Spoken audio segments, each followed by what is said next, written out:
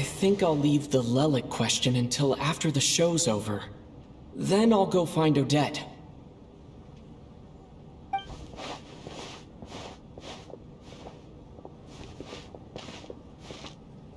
Child said he was originally going to come with Tonya. So I'm guessing Tonya's already here somewhere. Is there anyone here who looks like a Tonya? Let's see. It's a small audience. Makes sense for a preview. But wait, I do see some familiar faces.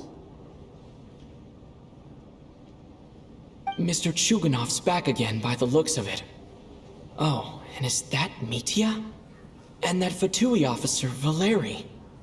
Guess he must be playing cat and mouse with Mitya again.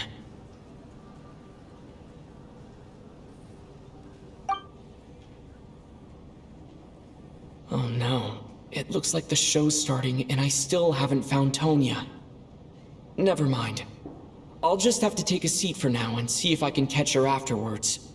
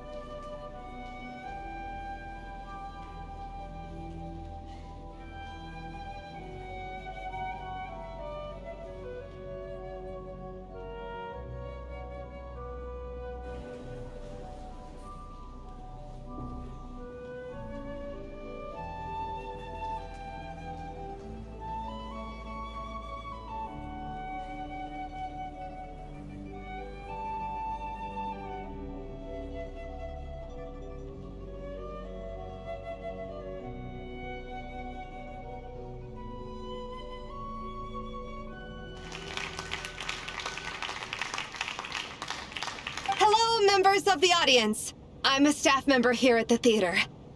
Today's performance was a very special one for us, as it marks the first attempt in a long time to revive the classic Snezhnayan ballet, Spirit Seeker.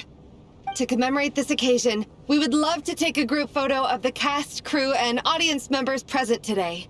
Could I kindly ask the audience to please come up onto the stage?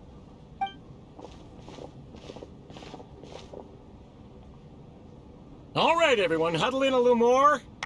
Now, look at the camera. 1, 2, 3.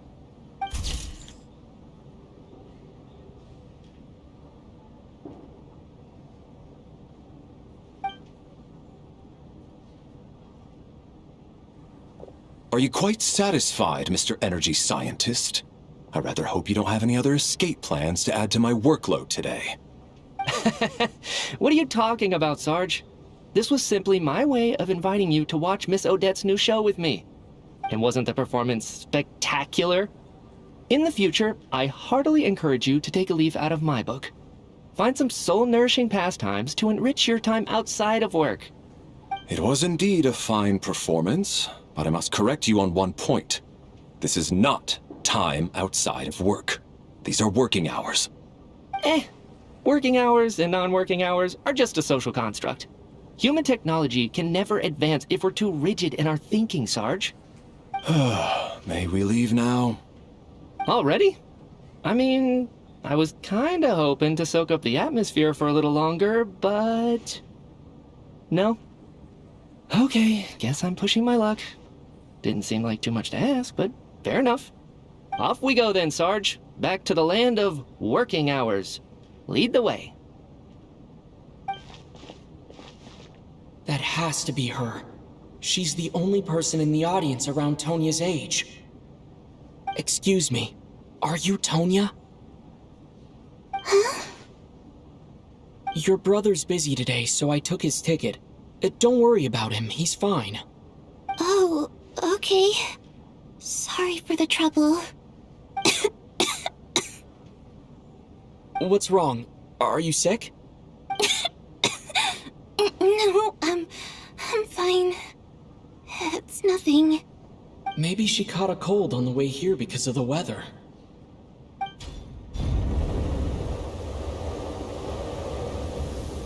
I haven't seen snow like this in a long, long time.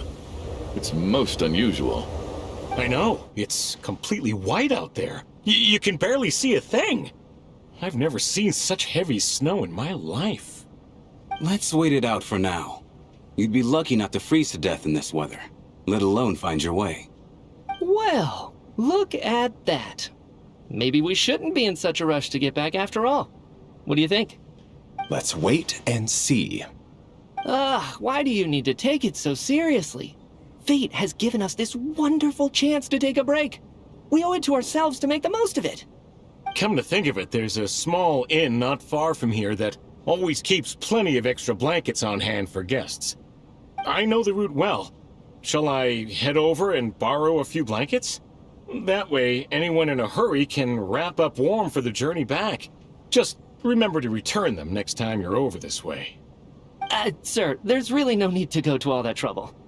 Hey, it's no trouble at all. Wait here, I'll be right back. What a kind gentleman. Very good. My wife and daughter are waiting for me at home, so I shall be heading back as soon as I get my blanket. So... are you expecting us to go back to the Armory Palace wrapped in blankets too? Don't worry about that. I made arrangements in advance. Should I not return to the Armory Palace within 3.5 hours after Operation Showtime begins, an armed squad will be sent to collect us. They will escort us back. You are one of our key military personnel, so any weather-related risks must be eliminated. Operation Showtime? So, wait. Every single time you drag me back to work when I sneak out, it's a whole official operation? I gotta say, you've really turned this into quite a moral dilemma for me. It's snowing pretty hard out there. I think you should stay here for now. You seem a little under the weather. Sure. My brother might come pick me up in a bit anyway. Time to get to work. I should head backstage and find Odette. I need to look her in the eye and ask her about Lelik. Excuse me, are you looking for someone?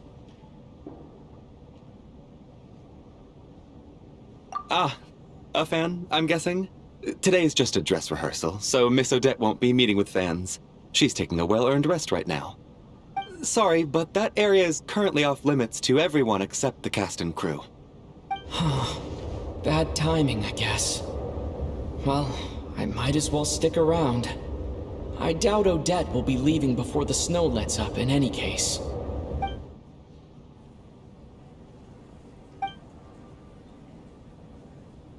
What happened to the gentleman who went to fetch the blankets? How has he still not returned? I was thinking the same thing. It's still snowing very hard. Do you think something might have happened to him? Whatever the reason for his delay, I must say I hate nothing more than people who make empty promises and fail to deliver. Well, I have to treat my employees like that on occasion, but that's different.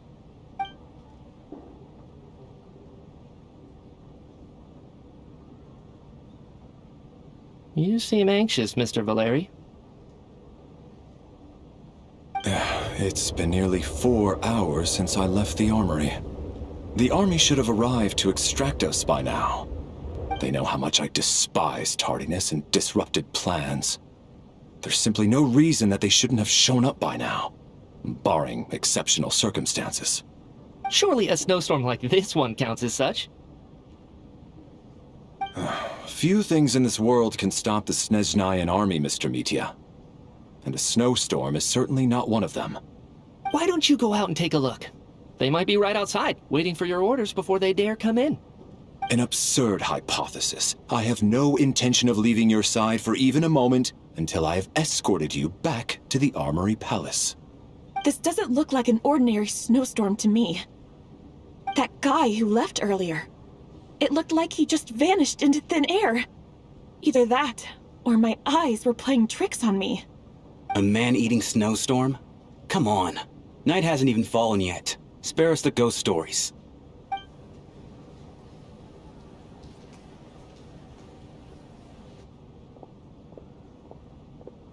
Traveler, didn't know you were coming today. How come you didn't say anything?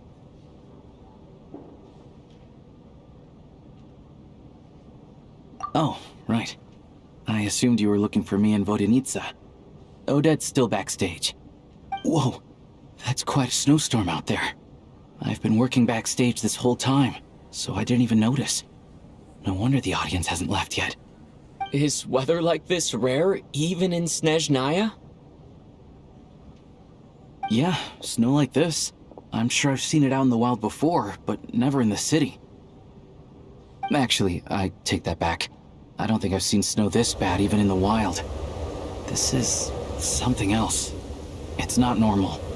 If even Alosha thinks snow like this isn't normal, could it have anything to do with that monster people have been talking about? We can't stay cooped up here forever. Someone needs to go out and take a look. No need. I have plenty of experience with snowstorms. Besides, I work here while you're an audience member. I should be the one to do it.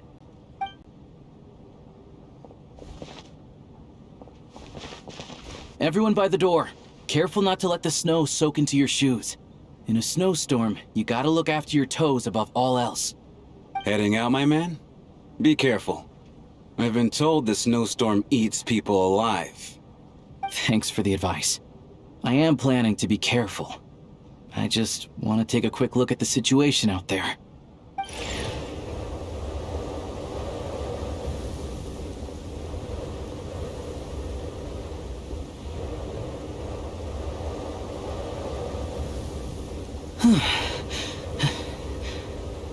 He's back! He's back! How was it? What's going on out there? Did you see any soldiers patrolling the area? Something about this storm isn't right.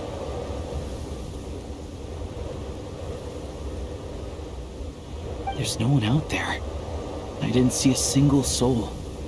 And something in the air gives me the creeps. This isn't your average snowstorm. I suspect it might be related to recent events in our nation. I strongly advise everyone to stay here until the snow dies down. Are you serious? So all of us are trapped here now?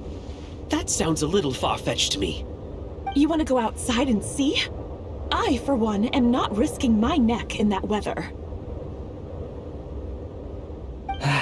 This just turned from a minor delay into a major hassle. We can only hope that our friend who went to fetch the blankets just ditched us and went home. Is it really that bad? But my daughter, I won't be able to read her a bedtime story tonight. Huh?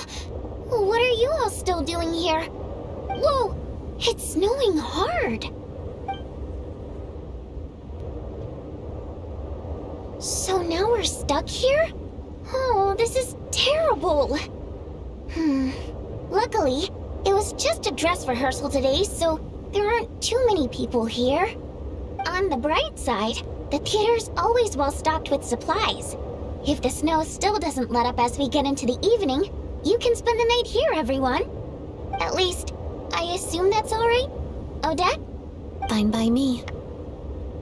This seems like a sensible backup plan under the circumstances. My thanks to the theater for being so accommodating. What are you staring outside and praying for, my man? You anxious to get home too? Oh, Your Majesty the Tsaritsa, I beg you, please do not let tonight's snowstorm stop. This is a golden opportunity to spend the night under the same roof as the two top stars in all of Snezhnaya. It's a once-in-a-lifetime experience. I think I've changed my mind. Sir, if you so much as look at us funny, you'll be seeing stars in a whole other way. Behave yourself, or you'll be begging for that blizzard. It's getting colder. We need to keep the indoor temperature up. Close the door and lock it tight. Let's head somewhere warmer.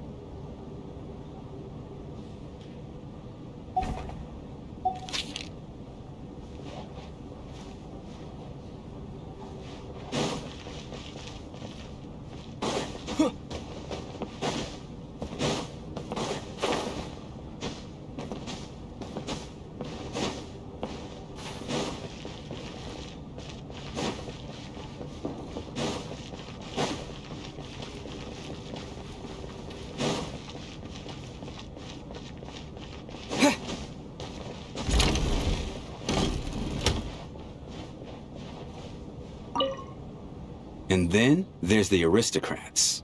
Easiest of all to deal with. You don't need to use any force whatsoever. All you have to do is show them the rope you plan to tie them up with. Do you know why? I don't. Do tell. Because nothing horrifies them more than the thought of a cheap, coarse rope leaving creases on their precious million Mora coat. They'll do whatever you ask to avoid that fate. Unexpected, but funny nonetheless. Tell me another one. Well, look at that. I got myself a new listener. Hey there. Let me introduce myself. The name's Shram, and I'm a mercenary. The kind that gets paid to do odd jobs for rich folks. And I am Chuganov, an entrepreneur. If my name is unfamiliar to you, you will no doubt have heard of my factory, the renowned Iskra manufacturing plant. Are you really that famous, Mr. Chuganov? How come I've never heard your name before? Excuse me? Is that a joke? Or are you being serious? Oh, I'll have to ask my rope later. He's probably tied up more entrepreneurs than I've ever heard of.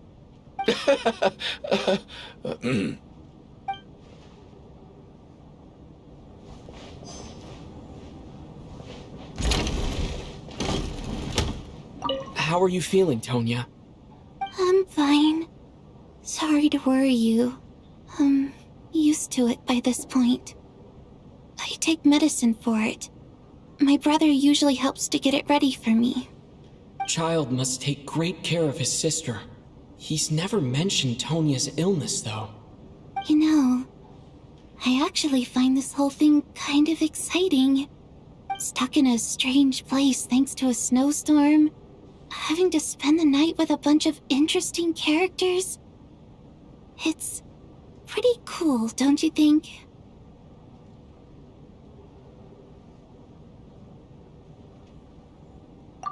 Exactly. It's like one of those stories where an ordinary school trip turns into a magical adventure. I've always wanted something like that to happen in real life.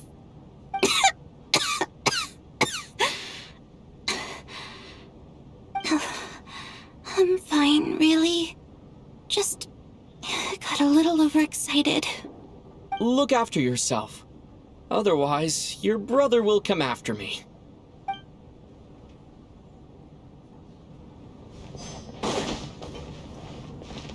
My husband has major trust issues. To him, I doubt even this snowstorm is a good enough excuse for me to stay out all night. That's the price of marrying into wealth. You'll get used to it. I'm not about to stop you if you want to leave.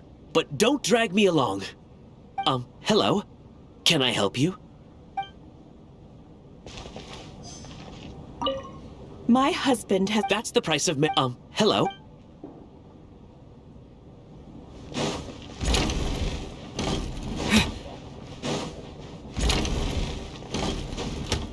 I have to say, even though today was a rehearsal and there were some hiccups along the way, Miss Odette's performance was one of the best I've ever seen, even compared to an actual show. I couldn't agree more, especially considering the weight of the subject matter. It takes a truly seasoned professional to do justice to a theme like love and regret. Do you think we were coming on too strong? Odette's ignoring us again. What about you? What did you think of today's performance? Oh my, that's very flattering of you. Thank you. I'll make sure to save a ticket for you when the show's performance ready. This doesn't seem like the time or place to bring up the subject of Lelik. I need a chance to speak with her in private. So unfair. Talk about double standards. And now it looks like I've been spotted.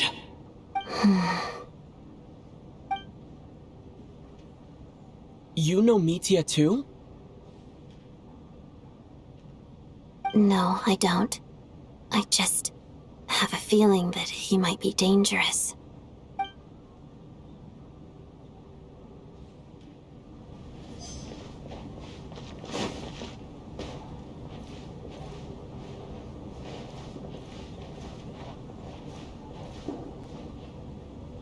This is highly irregular.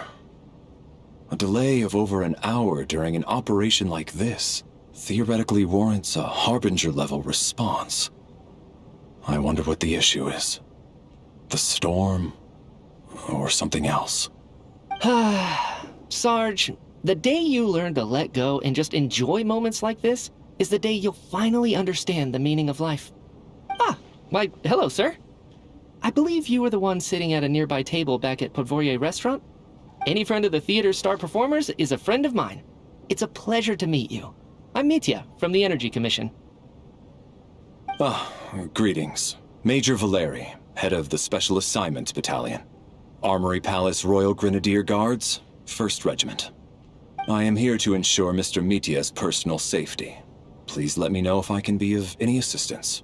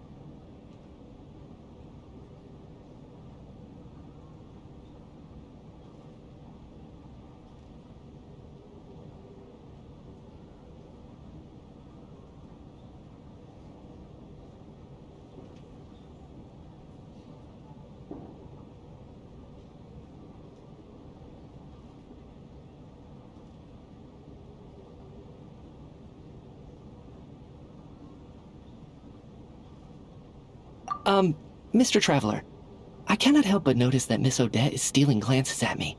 Any idea what that could be about? I've racked my brains, but I can't think of anything I might have done to offend her. Perhaps she noticed me spacing out during her performance?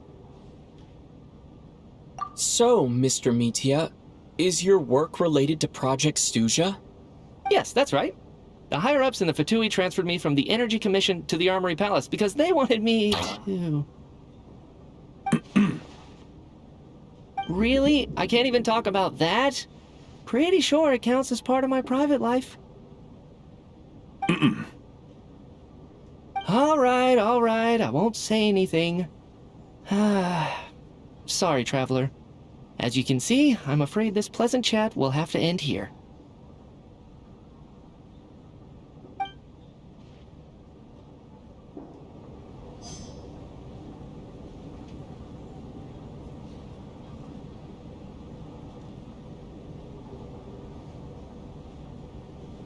This is highly irregular.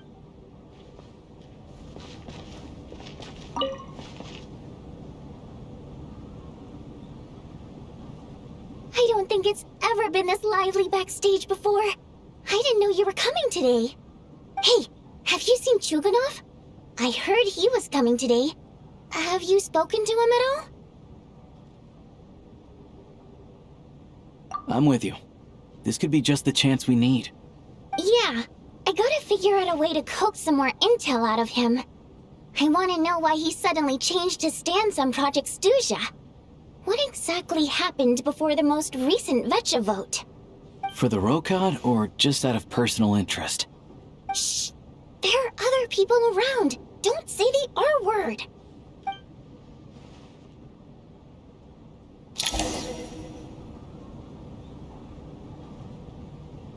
How's it looking, Alosha? No change from this afternoon. Heavy snow with no sign of slowing down. May I have your attention, please? The storm is unlikely to stop tonight, and it'll be even more dangerous outside at night than it was during the day. We at the theater owe everyone here a duty of care. Therefore, we strongly suggest that you stay on site overnight and avoid going outside unless absolutely necessary. In a few short moments, we'll give you a tour of the theater's various quarters. You can choose to sleep in the VIP room, the office, or backstage. Or on the stage if you'd prefer. We won't mind. I'll pass on sleeping on the stage. What if the snow is stopped by tomorrow morning? The early birds in the audience might think we're part of some experimental new show. A drama about sleeping? That could be fun. Maybe we could come up with a title for the production. Not bad. Clear selling point at least. Could be a big hit. Anyone who doesn't wish to sleep on the stage, please follow me. I'll show you to the rooms.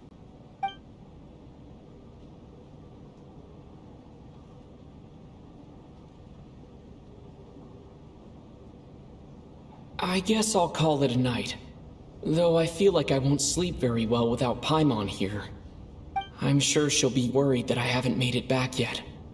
But as long as she looks out the window, she'll probably realize what's holding me up.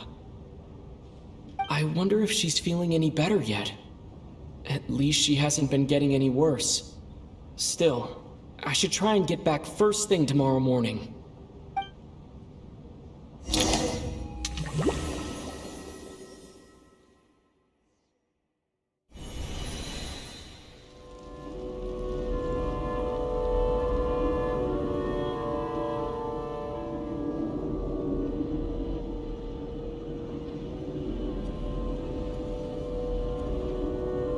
Ah, finally! Welcome back to the world of the living, lazy bones.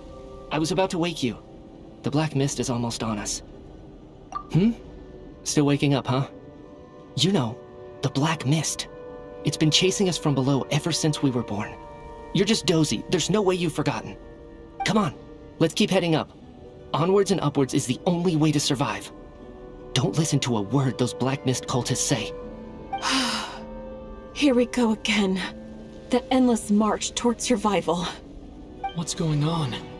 That black mist down there is creeping me out. And it's rising. Guess I should head upwards and get away from it. The black mist cultists believe that being swallowed by the black mist leads to everlasting peace. But if you ask me, they're just lying to themselves. We're the only heretics left. The only ones who refuse to give in. We have to keep going.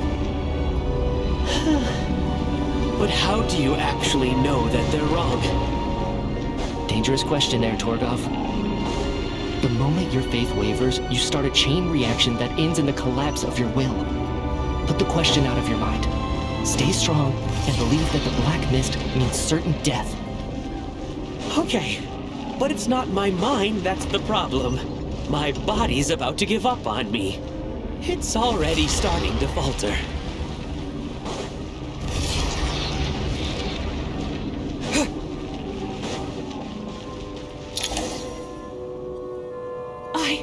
I can't do this anymore.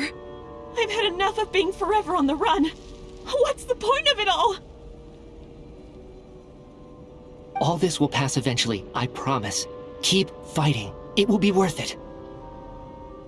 You accuse the Black Mist cultists of being liars. But you're lying too. There is no end to this path. It keeps going up forever. There was never any hope to begin with. The cult of the Black Mist has poisoned your mind, Sobolova. Are you thinking of giving up as well? I am. I think I'll take my chances with the Black Mist over this perpetual torture. As much as I detest the Black Mist cultists, I'm just too weary. Then I bid you both farewell. Let me put my personal opinions aside for a moment and say, I hope that you both find peace within the Black Mist.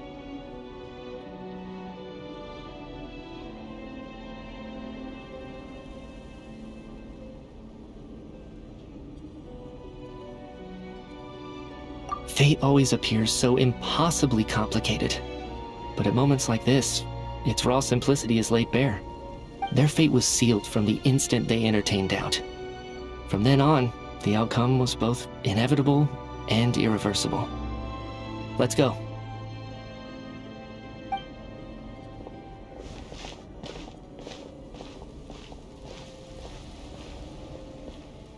Torgov and Sobolova are gone.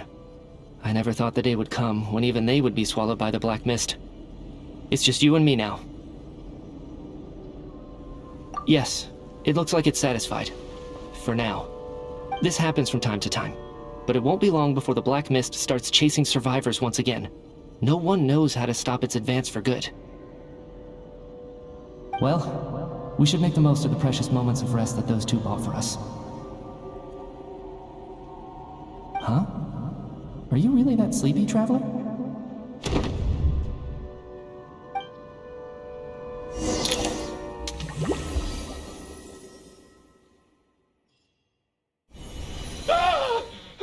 Help! Somebody, come quick!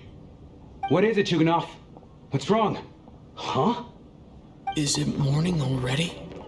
What's all the commotion? Sounds like it's coming from next door. I should check and see what's going on.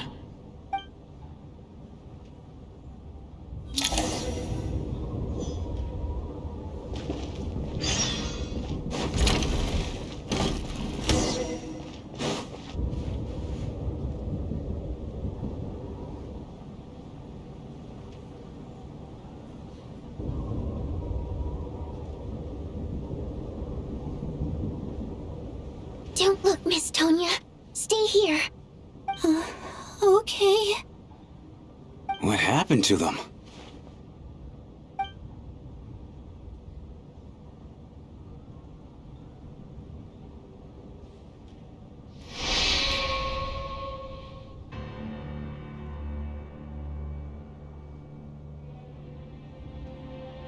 These two people have passed away.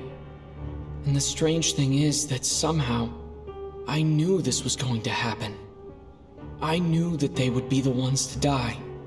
Have I seen this moment before? Or did I have some kind of premonition? I can't remember what it was. Let me take a look.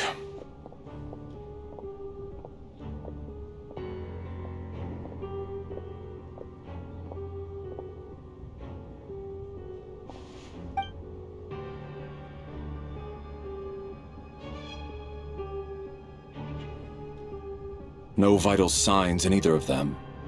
They're dead. The cause of death, however, remains unclear.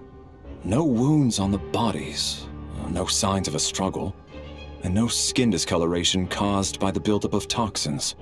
But just last night, they were chatting and joking away. This is so sudden. Could they have had pre-existing medical conditions? Even then, the odds of them both dying of sudden complications on the same night are extremely low. It's hard to believe that they died of natural causes, nor does this appear to be a suicide.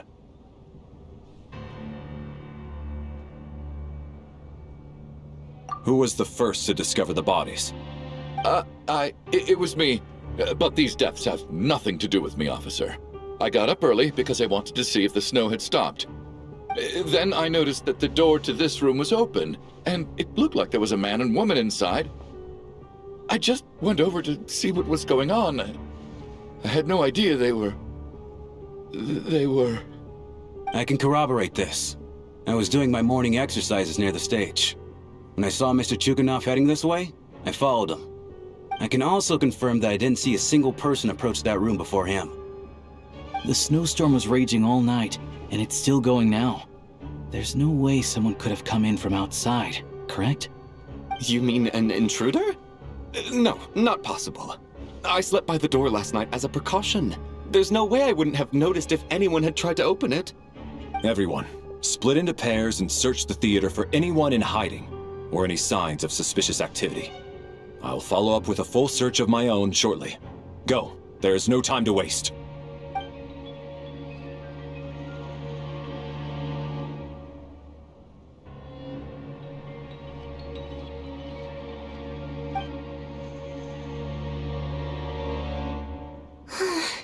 Nothing on your end either? Backstage is clear. No signs of suspicious activity. We checked the basement. Also clear. I don't think there's anywhere here that a living person could hide.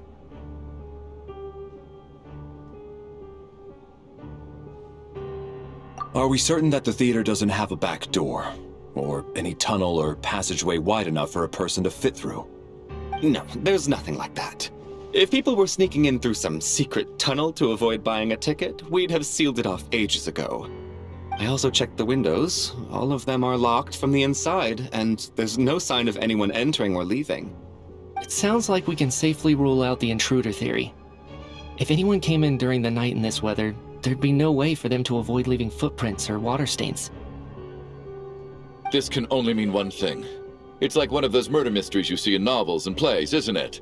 The ones where the killer is one of us. We can't quite jump to that conclusion just yet. Could he be right? It's hard to imagine something like that happening in real life.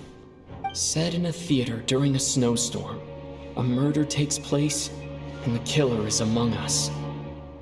It's such a classic trope that it seems unbelievable. Looking at who the killer targeted, and the clean entry and exit, it all adds up. I know what this is. It's obvious now that I think about it.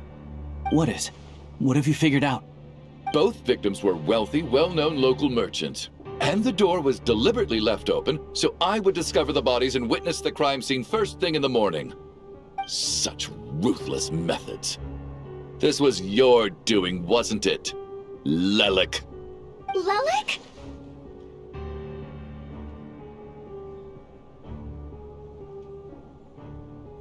You mean Lelik is among us? And he's the killer? Lelik. I know this code name. Member of the Rokot, anti-Project Stuja. Always works alone. I've read the case files at the Armory Palace. Walk me through your reasoning, Mr. Chuganov. What do you know about Lelik?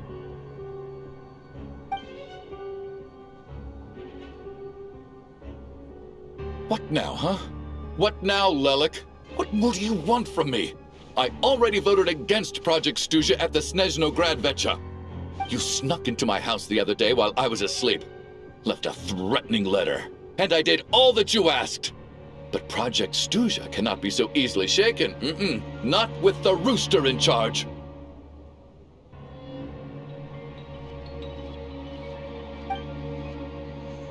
So he really was threatened by Lelik. That makes sense. And now you're resorting to murder to threaten me. Isn't that right? I knew it. The Rokot despises the rich. The lives of the wealthy are but refuse in your eyes.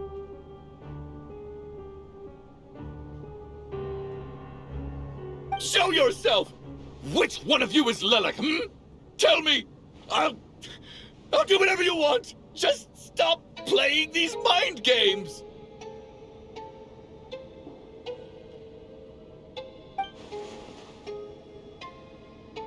Was this really Lelik's doing?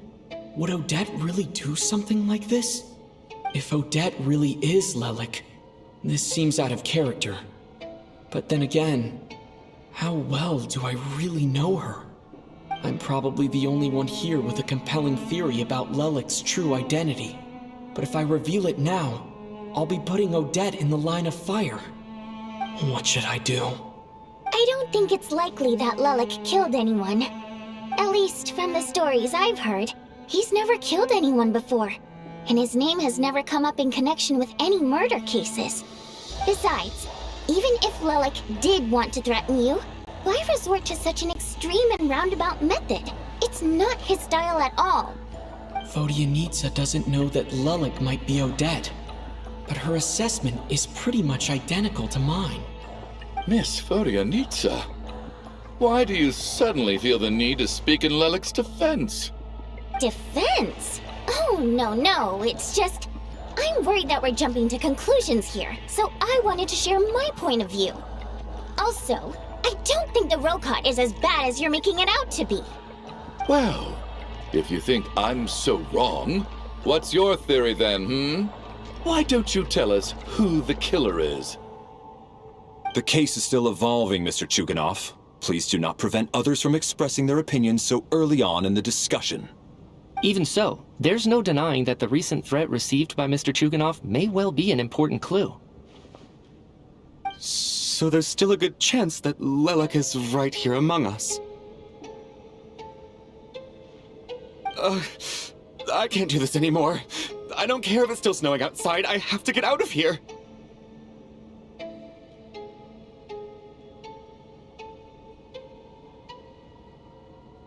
Whoa, take a beat. We all know it's far too dangerous out there. Even the soldiers can get to us. Go out that door, and you might not live to tell the tale. And whoever this Lelik is, they're surely not going to murder anyone in broad daylight. Be sensible, my man. You're safer inside. As much as I regret having to say this, I'd like everyone to cooperate and refrain from exiting the premises until further notice. Because as things stand, every one of us is now a suspect. Unless anyone has further information to share, let's adjourn for now. Feel free to keep searching for clues, but make sure you don't go off alone.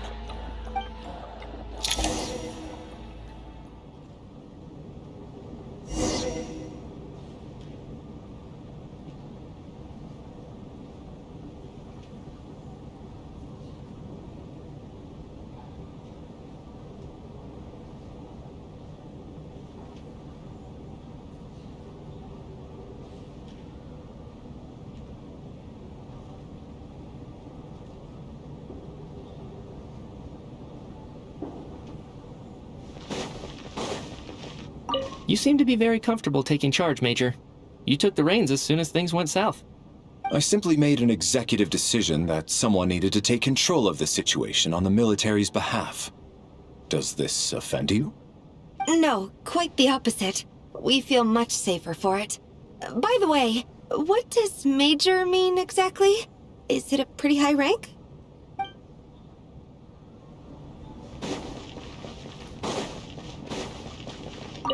I still find it hard to believe there's a murderer among us.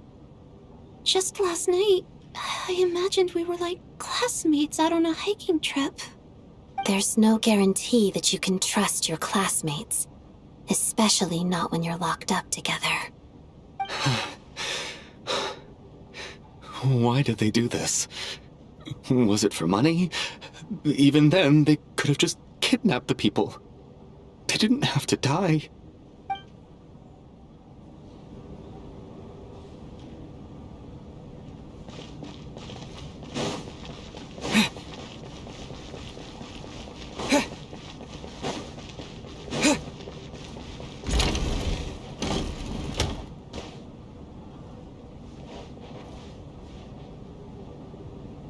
Storm!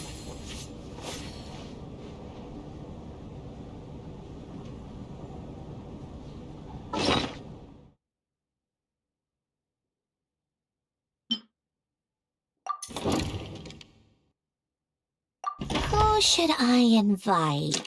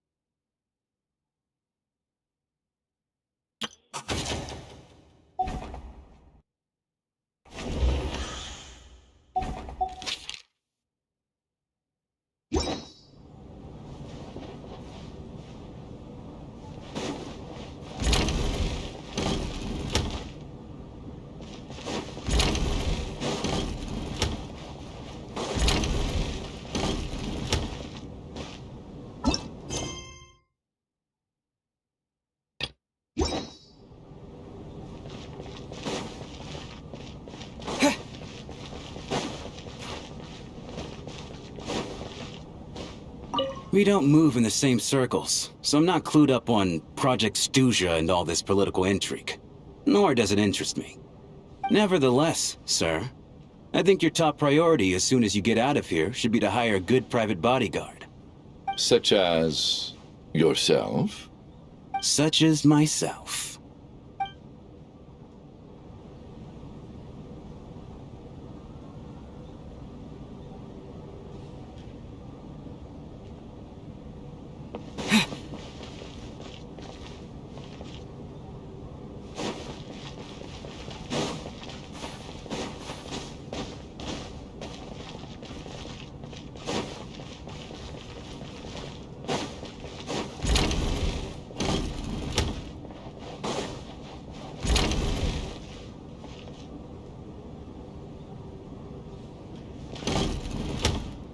You're right, that was my bad.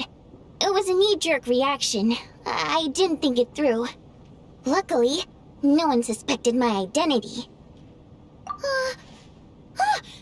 Oh, phew. It's just you. I thought someone was eavesdropping. Since Vodyanitsa and I were on the same page earlier, I think I should share my thoughts with the Rokot members first.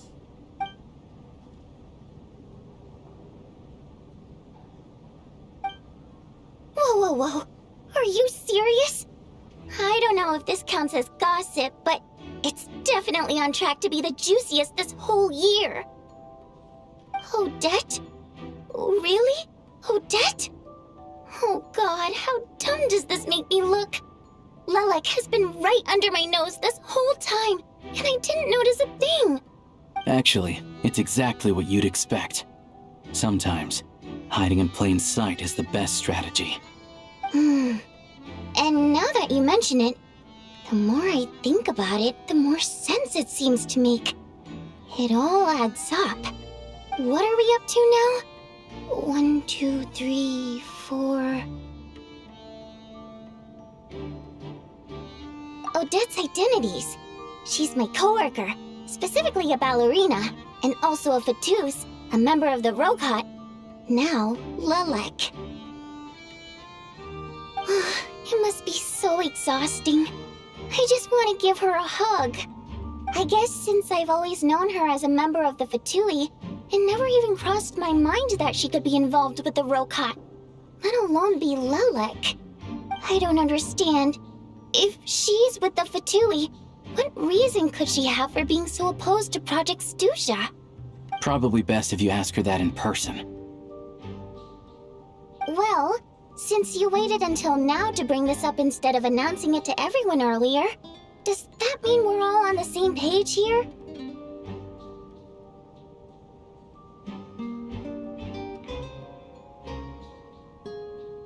Yeah.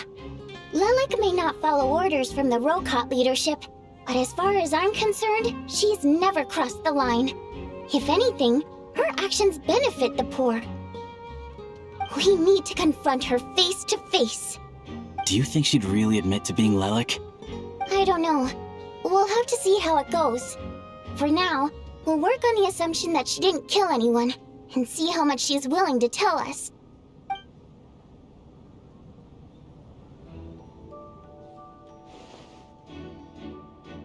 Now's her chance. Odette's alone. Let's go. Hey, Odette. What is it, you guys? Shh. Keep your voice down. We need to talk. So, you're Lilac, aren't you? Alright, fine. You don't have to say anything or explain yourself. Just hear me out first. None of us believes you'd kill innocent people. Whoever murdered those 2 people last night, it wasn't you. The Traveler was the first to figure out your identity, but he kept quiet during the discussion just now. Still, it's clear where the group consensus is heading. Everyone believes Lilac is the culprit. If your identity is exposed, you'll be in a really bad spot.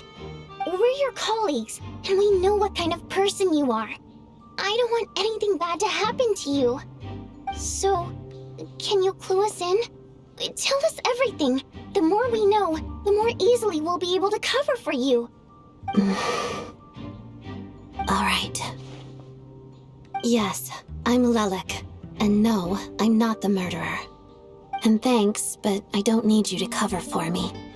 Actually, I'm planning to reveal my identity.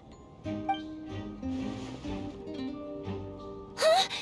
You're gonna reveal that you're Lelik? Here?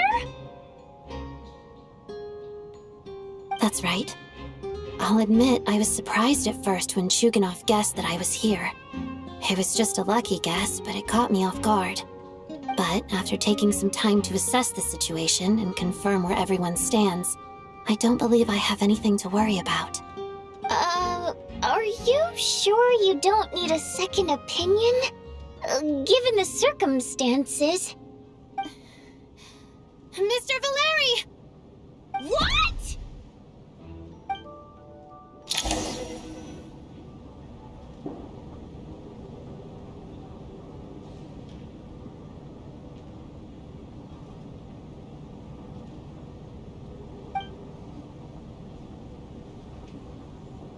So...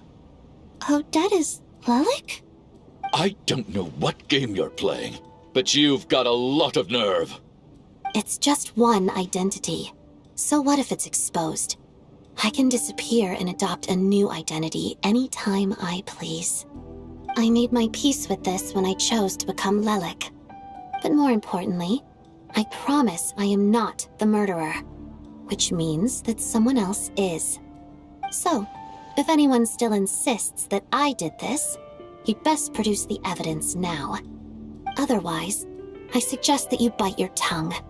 Because if you really believe I killed 2 people without making a sound or leaving a trace, pointing fingers at me would surely only make you my next target. Is this really the truth, Miss Odette? That's confidence, all right. I believe you. A real no-nonsense attitude. I can see why Marionette said that she's on track to inherit the title of the Fair Lady. Are you seriously buying this? Hey, officer! She just admitted to being Lelik. Aren't you going to do something about this? I do have one question, Miss Odette. Why have you chosen this moment to come forward and reveal your identity? If I didn't say anything, everyone would be focusing all their efforts on finding Lelik. And that is exactly what the real culprit wants. I don't want to be the scapegoat who lets the murderer get away with this crime. Despite all the accusations, she made the smart choice. A remarkable display of rational thinking under pressure. Clearly, Odette's talent extends far beyond the art of dance. She thought so far ahead. Why do I always feel like I'm one step behind her in everything? You've convinced me. Dealing with the murder case remains the top priority right now.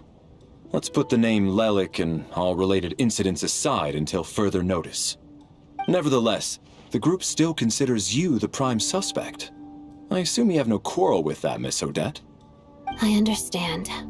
You're welcome to keep an eye on me around the clock. I have no objections. Mr. Chuganov? For my wife and daughter's sake, I'll let you off the hook for now.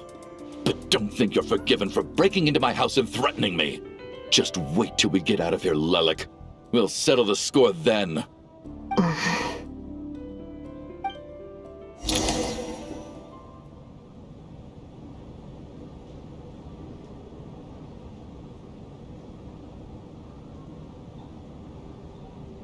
Good work, Lelik Guard Team. And Lelik, too. Here, have some hot water. Turns out Valeri knew about my exploits. So now I've been told I have to guard Lelik with him. Shouldn't you be facing my way if you're guarding me?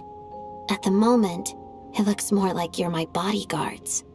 If the true culprit is indeed still at large, as you have claimed, we must keep our guard up against them also.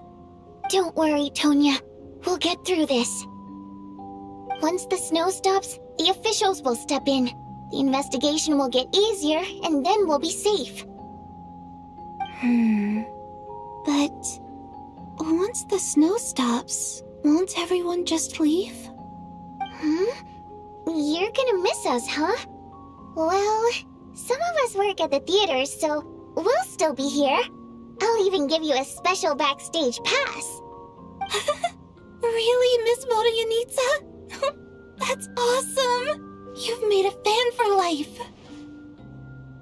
Aw, you're so cute, Tonya. All right, let's swear to it. I promise to give you the pass, and you promise to never change your mind about being my fan. Promise.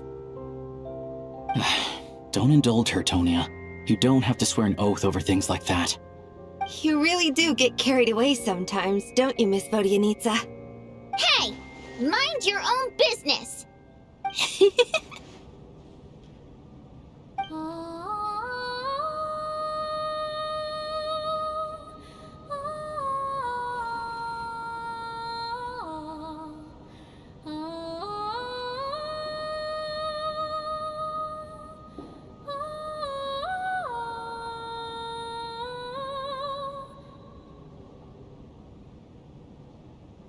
Don't be nervous, Miss Water Imp. Everyone's here. There's nothing to be afraid of. Excuse me? Do I look nervous? Don't be ridiculous. No. You sound nervous, lass. Oh. Wait, but how... Okay, plenty of people know that I'm a water imp, but still... How come you understand our primary mode of expression? Primary mode of expression. I've not come across that concept before. Do enlighten me, Vodyanitsa. Well, it's just... We water imps tend to communicate our emotions to each other by singing, rather than facial expressions. The emotions we convey through song take precedence over our facial expressions. So, we think of it as our primary mode of expression. I'm impressed, Shram. I didn't take you for a man of culture, but you're clearly rather learned. It's not about being cultured or not. The thing is, this mode of expression can usually only be understood by other water imps. It's not a simple case of a song sounding happy or sad. And yet, you're clearly human, Mr. Shram. It's really not the big deal you're making it out to be. I think I just have a knack for it. Plus, I have a... very close friend who's a water imp. A delightful lady. But keep that a secret. Anyway, we spent so much time together that before I knew it, I noticed I could understand her expressions. Oh, I guess that makes sense. Still, the fact that you have a water imp friend is even more surprising. I'd better watch what I'm singing when I'm around you from now on. Hey, what are you implying? You're not secretly insulting the audience in your songs, are you? Heavens, why would I do a thing like that? It's getting late. We should discuss our sleeping arrangements for tonight. To guard against the killer, someone needs to keep watch. I suggest that we don't sleep in separate quarters tonight. It will be safer if we all stay together. As long as someone keeps an eye on Lelik, I'm quite sure we won't have any trouble. Are you saying that you wish to bet your life on Miss Odette being the killer? Nonsense. Of course not. Then I propose the following arrangement for tonight. The Traveler, Odette, and I will form the Night Watch. We'll sleep in shifts, but 2 of us must be awake at any given time.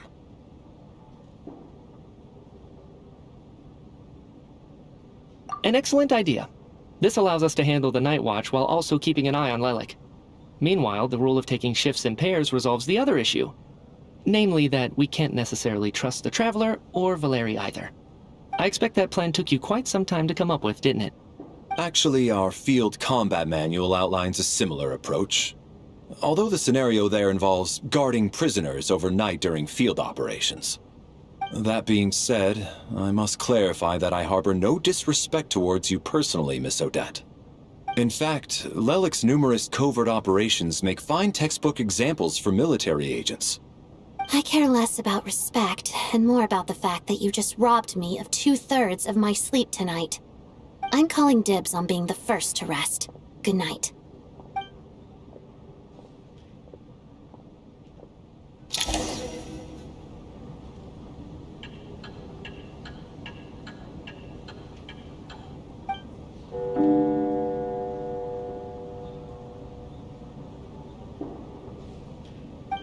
It's almost time.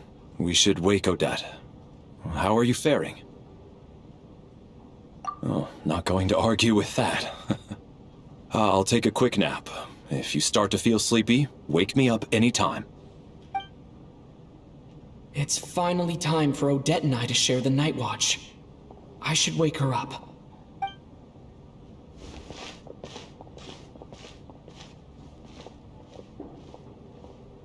I came here to get information from her in the first place.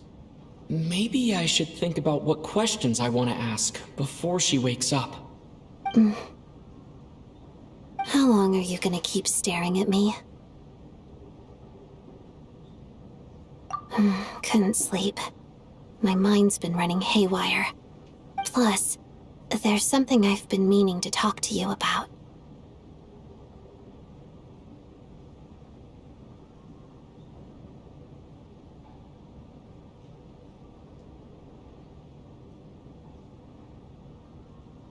I had a hunch that you wanted a conversation, too. Let's take this chance to clear the air, shall we?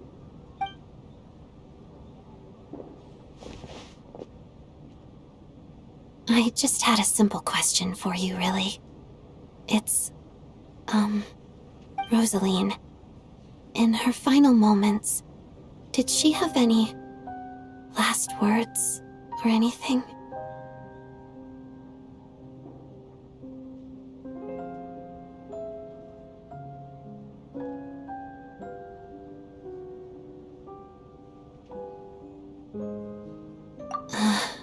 I see. Well, that was all. I have no other questions. No. She was utterly ruthless in pursuing her goals. That kind of person should be hard to miss. And yet, even though I never approved of her methods, and she was an abrasive person, the fact remains that I am indebted to her.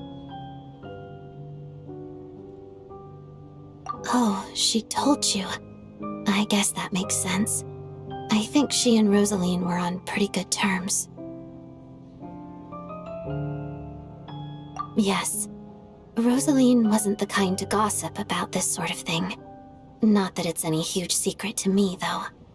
When I was a child, I had to join the Fatui for the sake of my mother and me. I trained under Rosaline.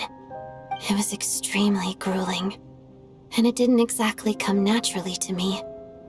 All I could do was try to ignore the biting cold and practice.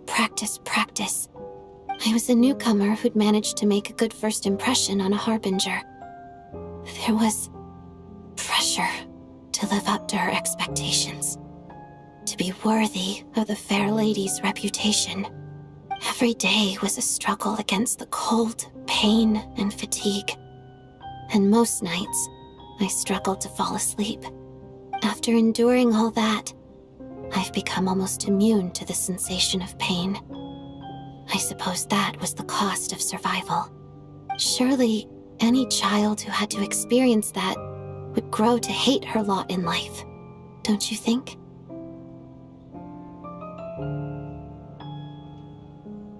So, I put an equal amount of effort into my ballet. Because in my young mind, that was the only way to defy my fate. It was my way of telling her, the Fatui's demands and your expectations of me are not what I wish for. One day, I will leave. I think she probably blamed my poor performance in training on my passion for ballet. She knew my heart wasn't in it. One time, when I was secretly practicing a dance at night, she suddenly showed up.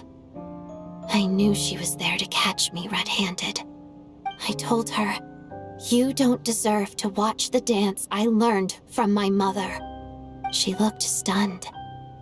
I guess she was surprised that I lashed out first, before she had the chance. But strangely enough, on that occasion, she wasn't fierce with me like she was during training. Instead, she fell silent for a moment, and then left.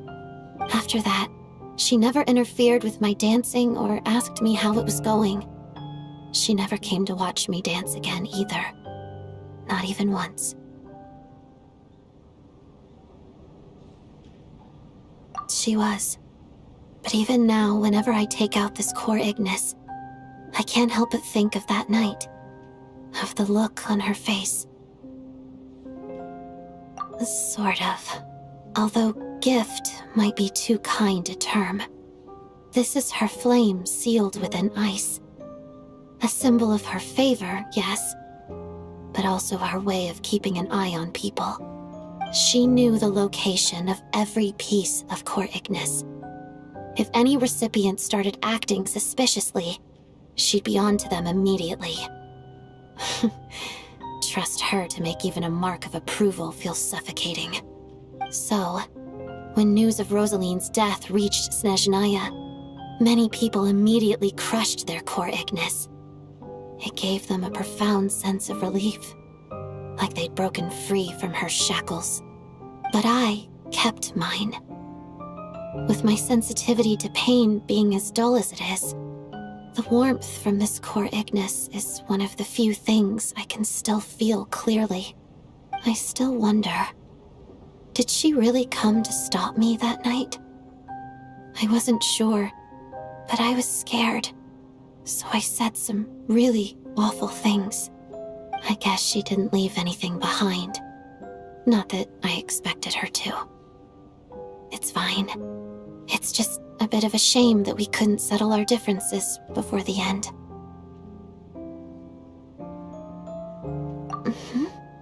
She did. Are you sure she was talking about this event?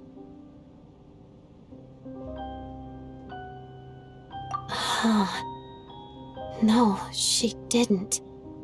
I didn't even find out that she'd gone to Mondstadt until a while after she'd left. Wait, in that case... Okay, I will. Thanks for letting me know. There's something I'm trying to figure out. I'm beginning to suspect that Paimon's mystery illness is being caused by the energy research behind Project Stuja. Paimon's very important to me, so I have to get to the bottom of this. I figured that since you're Lelik, you might know something about all this.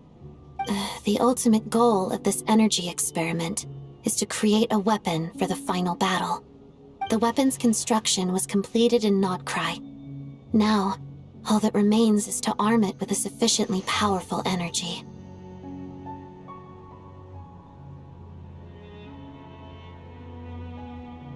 Yes, the weapon's development and all the related experiments are overseen by Lord Piero, the Jester, and the lab is located deep within the Armory Palace. I'm not sure why this experiment would be making Paimon feel unwell, though. The best way to get to the bottom of it would be to go there in person. Once we get out of here, I'll help you apply for an entry permit. And I'm hardly the organization's proudest member, as you know. You answered my question about Rosaline. I want to do you a favor in return. It's that simple.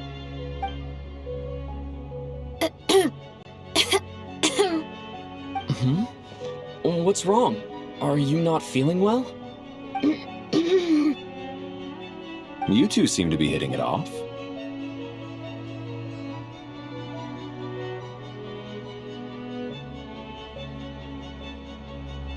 I thought you were sleeping. Of course I was. In the military, one learns to fall asleep quickly, even in the most inhospitable environments. It's vital to staying alert and energized. Why?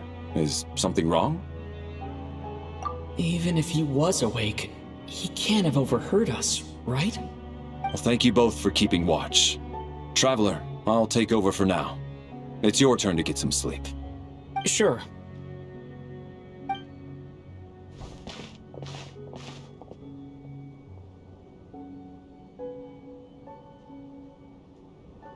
This is our second night here, but at least I found out a little more about Paimon's condition. I hope she's been sleeping well the past couple of days. Why do I feel like I'm being watched?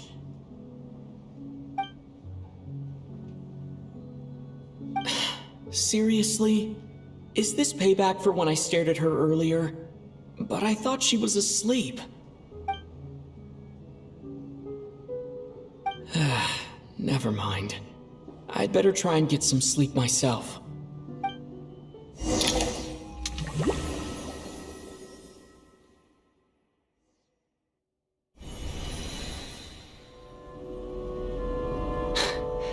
Hey, what are you spacing out for?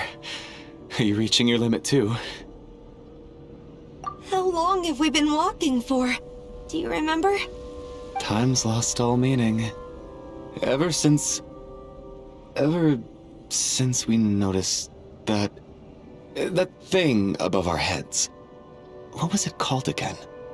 A star key? Or key star? Anyway, the person who named it was swallowed by the black mist. Whatever it's called, ever since we noticed it, we've been walking up and up, hoping that as long as we reach it, we can find a way out of this place.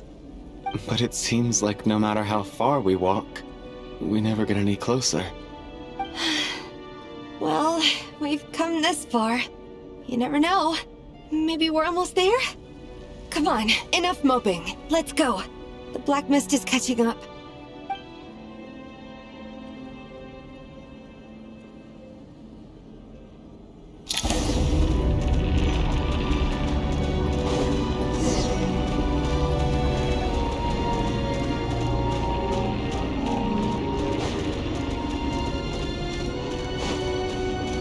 We got ourselves a straggler. A monster! Watch out! Fine. Not again! I've lost count of how many times we run into them. Careful.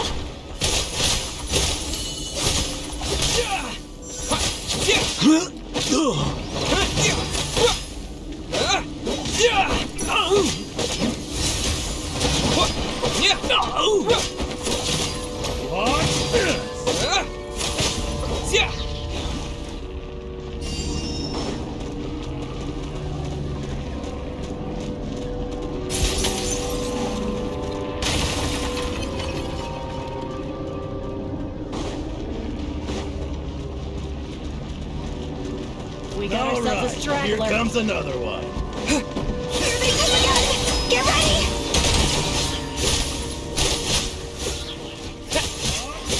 That's here.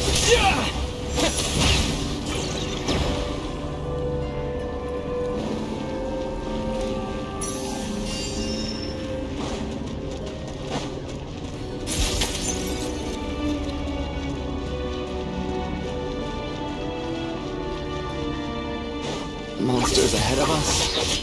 The black mist behind us? It feels like there's no escape. Fine.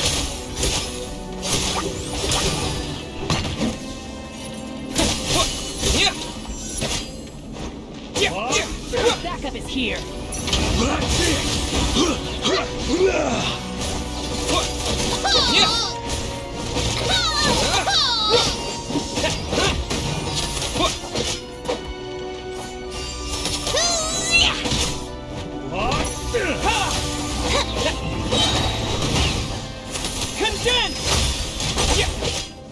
Should have run faster.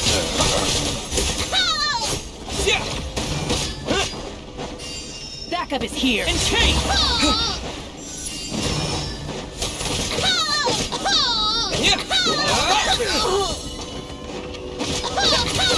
Learned! Are you hurt, Coolish? No, I'm fine. It's just... suddenly I don't want to walk any further. I get you. In fact, I reached my limit a long time ago.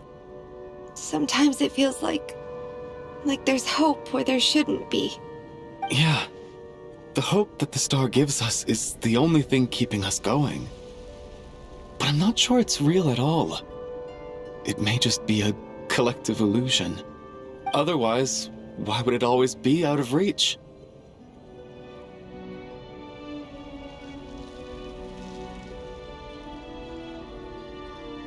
We know you mean well, but you're only saying that to try and encourage us to keep going, aren't you?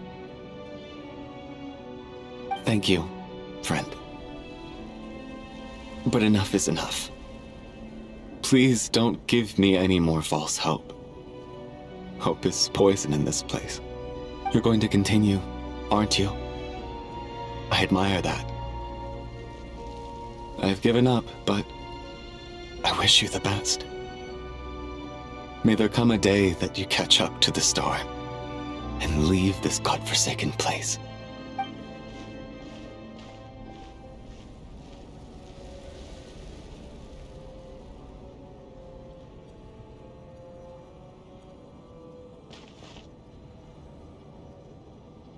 It's not an illusion. We really are getting closer to the star.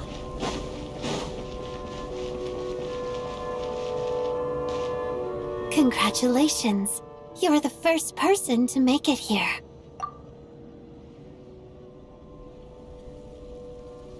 I'm the star's envoy.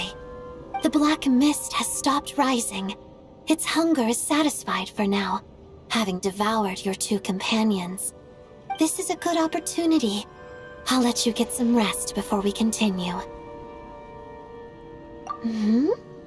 What do you mean, leave? This star represents the starting point. It's the waypoint for the beginning. Congratulations on reaching the starting point. Once you are ready, we will head out and walk upwards. I will be right by your side the whole way.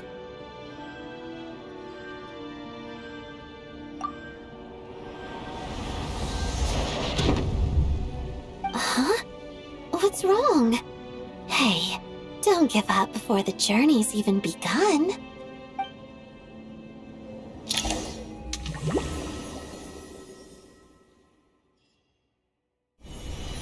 Rampana! Rampana! Is that Vodianitsa's voice? What happened? Coolish, wake up! Please wake up!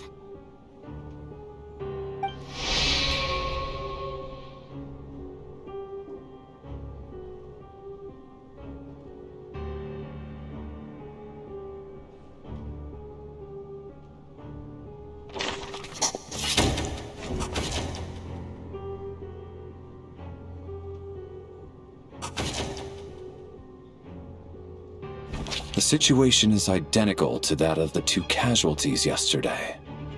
We cannot ascertain the cause of death.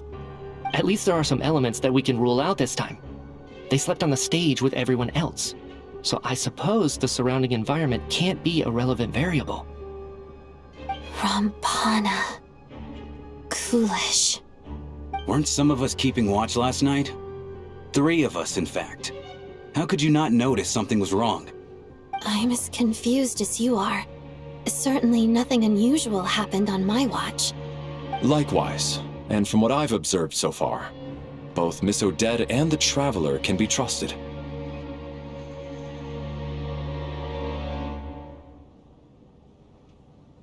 To be honest, I didn't get a wink of sleep last night. I couldn't help but think I was the target, so I just laid there with my eyes closed. I heard the Traveler and Lelik chatting, but otherwise I don't recall hearing any commotion during the night. Me too. I didn't want to wake everyone up, so I was concentrating hard, trying not to cough. I hardly slept at all. If anything had happened, I'm sure I would have noticed. Then, what could possibly be causing this? Once was bad enough. I can't believe it happened again. I worked closely with Rampana and Coolish for so long. I never imagined that one day they'd... And on the stage of all places... Vodianitsa... 4 victims in just 2 days, and we still don't have a single lead. I need to get to the bottom of this as soon as possible. And above all, keep Tonya safe. I'd never be able to look Child in the eye again otherwise. Still snowing? Yes, I just checked. Still no sign of anyone outside either. So we only have ourselves to rely on. If you ask me, this killer can clearly strike whenever they please. The Night Watch was a useless endeavor from the start. Lelik must be an expert in poisoning. Clearly she used some poison that can't be detected on the corpse. Here we go again. Listen, I was already thinking to myself last night, was Lelik's reason for revealing her identity the real story? Well, now I have my answer. It most certainly was not. She's been playing us for fools. You get off on this, don't you? Revealing your identity, only to carry on with your killing spree? That's a hideous thought. One that only a hideous mind like yours could dream up. How dare you? That's enough! Yesterday, you named Lelik as a suspect because the victims were both wealthy merchants. Lelik might have had a motive then, but today's victims were just ordinary people. Not to mention that they were colleagues of Odette and mine. What reason would she have to murder them? Let me guess, just to scare you? Who knows? Maybe you don't know her as well as you think. I implore you all to ask yourselves, how many people are there really in this world that have what it takes to kill another person? Not many, I'd wager. Lelik is well known to be a ruthless operator, and now she has revealed her identity. How could it be any more obvious? Everything you've said so far is still just conjecture, which doesn't constitute a concrete lead. You need to back up your claims with some evidence. How can you defend her, officer? What did she say to you while you were on Night Watch? Maybe I shouldn't be so surprised. You military types are always colluding with criminals to target the rich.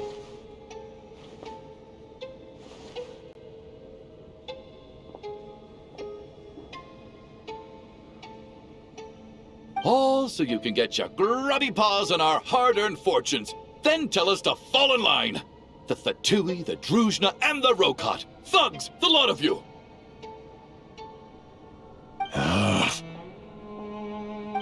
Don't you dare!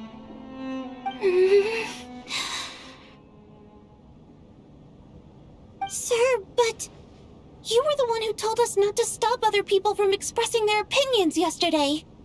4 people have already died. Only yesterday I was chatting with Mr. Coolish. Then we woke up in the morning and he's...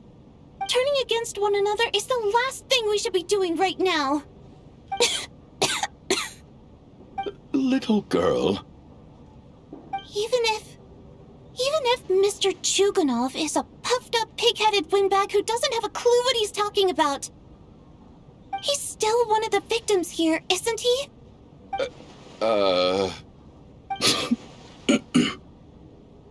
Quite.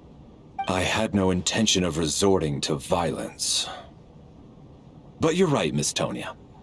I ought not prevent him from speaking his mind. In any case, I believe Mr. Chuganov has calmed down a little now. We may resume our discussion. I don't think there's any need for that. What is there to discuss? Nothing about this situation is normal. Did you have an idea, Mitya? You're the brainiac here, right? Come on, clue us in! I've been mulling something over. All the leads we have so far concern things from outside the theater. Miss Odette's alter ego, the threats Mr. Chuganov received. But then there's the 2 double murder crime scenes themselves, which have given us absolutely nothing to go on whatsoever. That's highly unusual. Even with the most careful killers, there's always some evidence left behind. So what are you suggesting? I think this could be a supernatural event. It isn't characteristic of human-on-human homicide at all. Correct me if I'm wrong, but aren't you supposed to be a scientist? That doesn't sound like a conclusion someone like you is supposed to make. I got into scientific research because of my insatiable curiosity. But If the present situation defies all known scientific explanations, I don't mind shifting my curiosity toward the paranormal instead. Now that you mention it, I remember when I first came to the theater. I heard rumors about this place being haunted. Haunted? Yeah, I think I heard the same thing. But I mean, they're only rumors, right? We've worked here for years. Surely we would have noticed any spooky goings-on by now. Well, this has taken an unexpected turn. A haunted theater? If Paimon were here, she'd probably be hiding behind me in fear right now. Why don't we take this opportunity to look for clues again with a more open mind? Maybe a different perspective will help us see something different. Very well. Whether it's criminals or ghosts we're looking for, the same rules apply. Everyone needs to tread carefully. I'll move the bodies into the same room for now.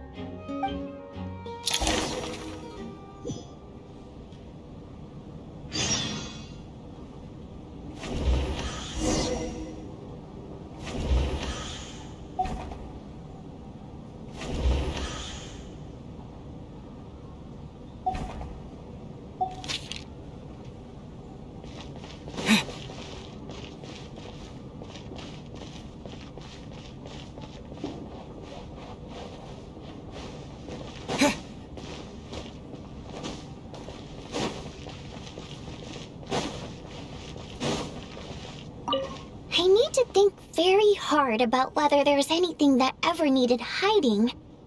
After all these years, there must be some things even I've forgotten about.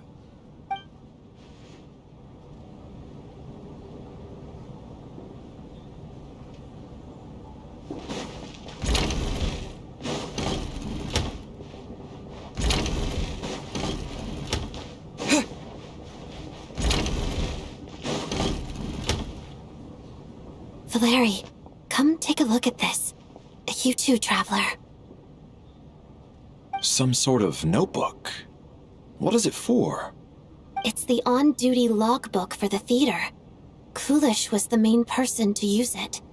He mostly used it to record any unusual incidents during a show, audience numbers, exit times, and so on.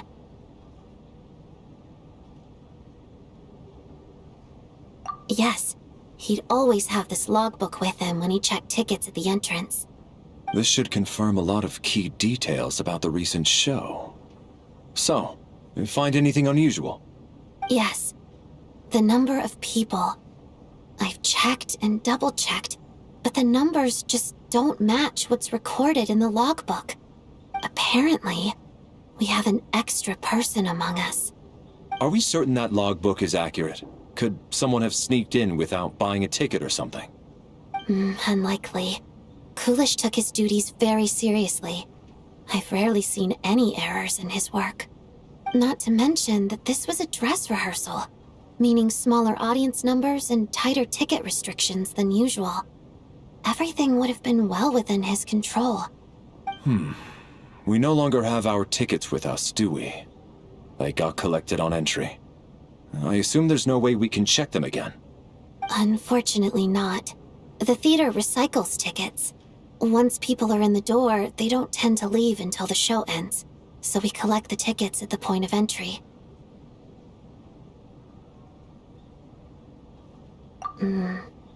Still, I'm inclined to believe that this discrepancy in the head count is significant somehow. Did an extra person just materialize out of thin air?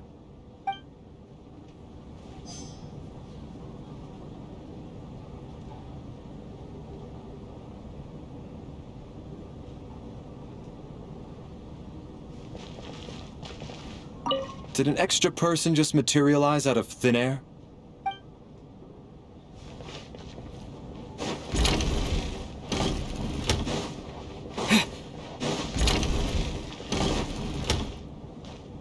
Tonya, did you find anything? Not yet. Still looking. So... Are we supposed to be looking for something paranormal? I think I'd prefer teaming up with you than looking around on my own. This looks like somebody's notebook. Shall we read it together?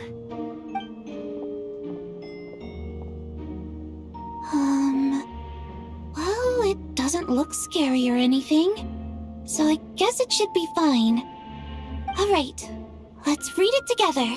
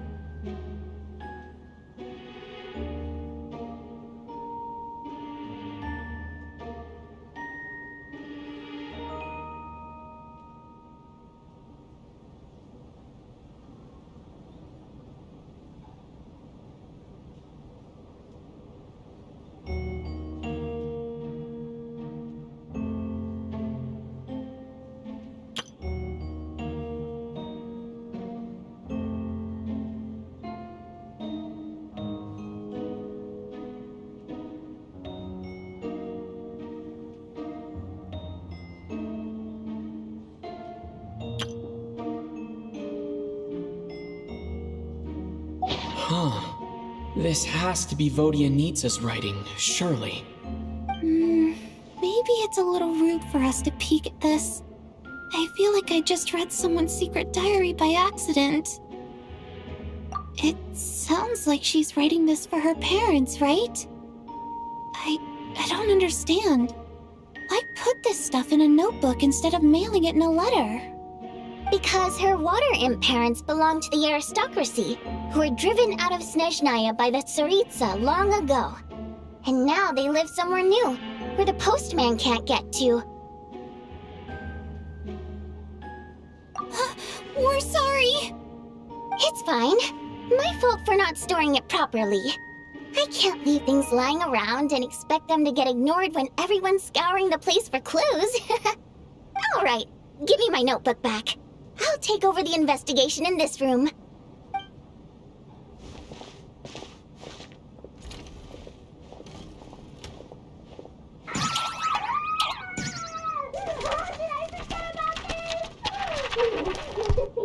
Oh God, and this one. Oh my. Why am I so embarrassing?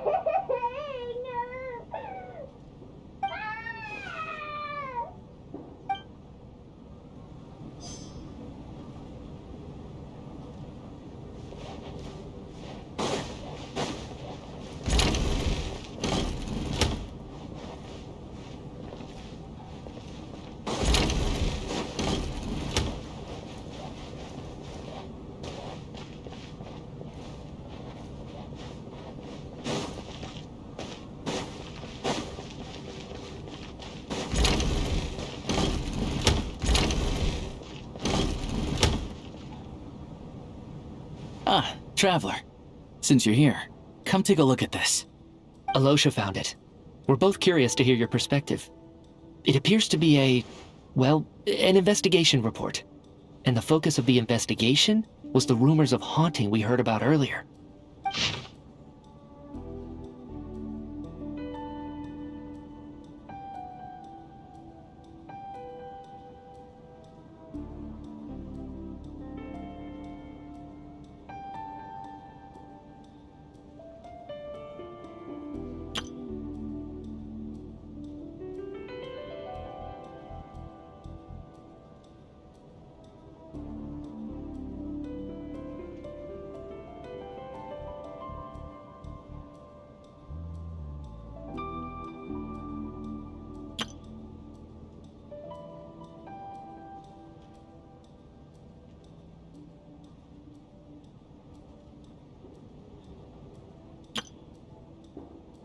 An investigation report, huh?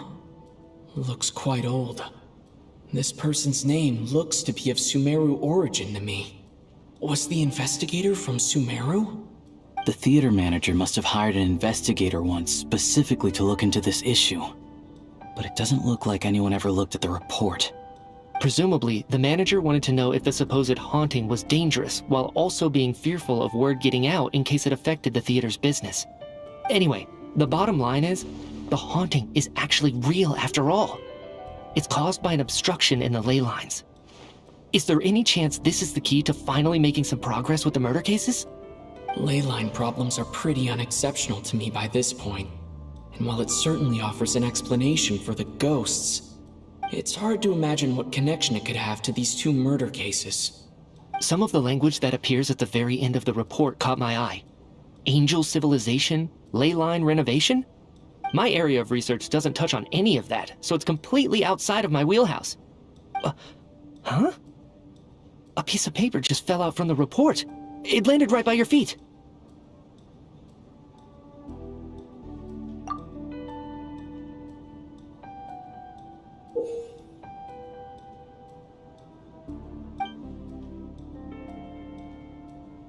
How unnerving. It was tucked inside the report, so it must be a note left by the author. Death is near.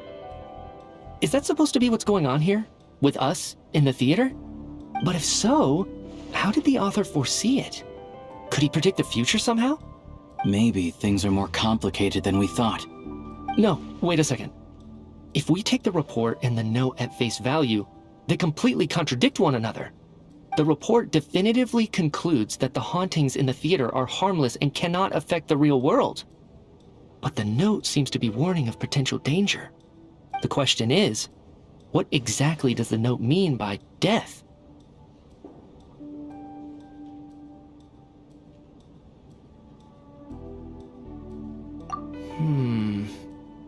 The various ways we could interpret this keyword lead in completely different directions. Let's pause our analysis here for now. I think we need more information.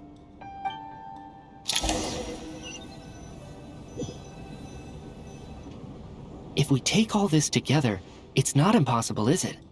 If anything, it's the natural conclusion. Oh, I beg to differ. This sounds to me like a product of a researcher's vivid imagination. And perhaps it's because I'm still viewing this through the lens of a typical murder investigation. But still, I'm struggling to be persuaded by your theory. Does it really sound that far-fetched? Alright, well, let's treat that as speculation for now. I do agree with what you've said, so let's go with your idea for now. Good. Okay, now that we finally have some meaningful leads, I think it's time to reconvene. Let's get the others.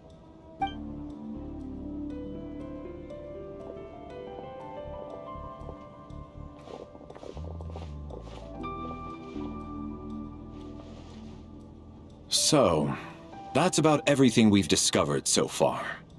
I'll share my theory first. Based on what we've learned from the logbook, I believe the extra person among us is most likely the killer. If the killer had simply bought a ticket, it would have greatly increased the risk of their identity being exposed. I expect he or she either hid in the theater ahead of time, or found a way to slip past the ticket inspection. They then blended in with the group and waited for an opportunity to strike. What about the note found in the investigation report? Any thoughts on how that fits in? The killer may have simply planted it there as some sort of sick joke. I've seen my fair share of psychopathic killers. They love playing cryptic mind games. So, it has nothing to do with the haunting of the theater after all. This theory makes sense to me. If we have an audience member unaccounted for, chances are they didn't come here to watch the show. Could it really be that simple? So, in other words, all we have to do is find out who got in here without a ticket, and all our problems will be solved? Then let me make one thing clear. All the theater staff should be well aware that I came here for the rehearsal legitimately, yes? There's no way I'm the one who didn't have a ticket. It's true. I hear you used every trick in the book to get a hold of that ticket, too. Everything short of throwing a temper tantrum and rolling around on the floor at the entrance. I most certainly did not degrade myself in such a way. Probably a stupid question, but I might as well ask. Did anyone here get in without having their ticket checked? Hmm? Guess it was naive of me to expect them to just admit to it. Especially after the unprompted Lelik reveal. Once was already a miracle. Twice would be unfathomable.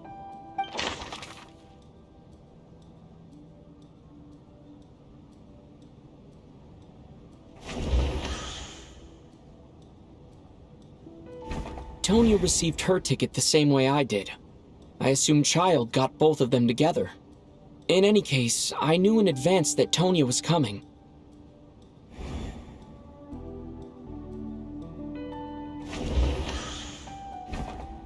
I don't believe any of us here knew Shram before all this. If no one can verify Shram's identity...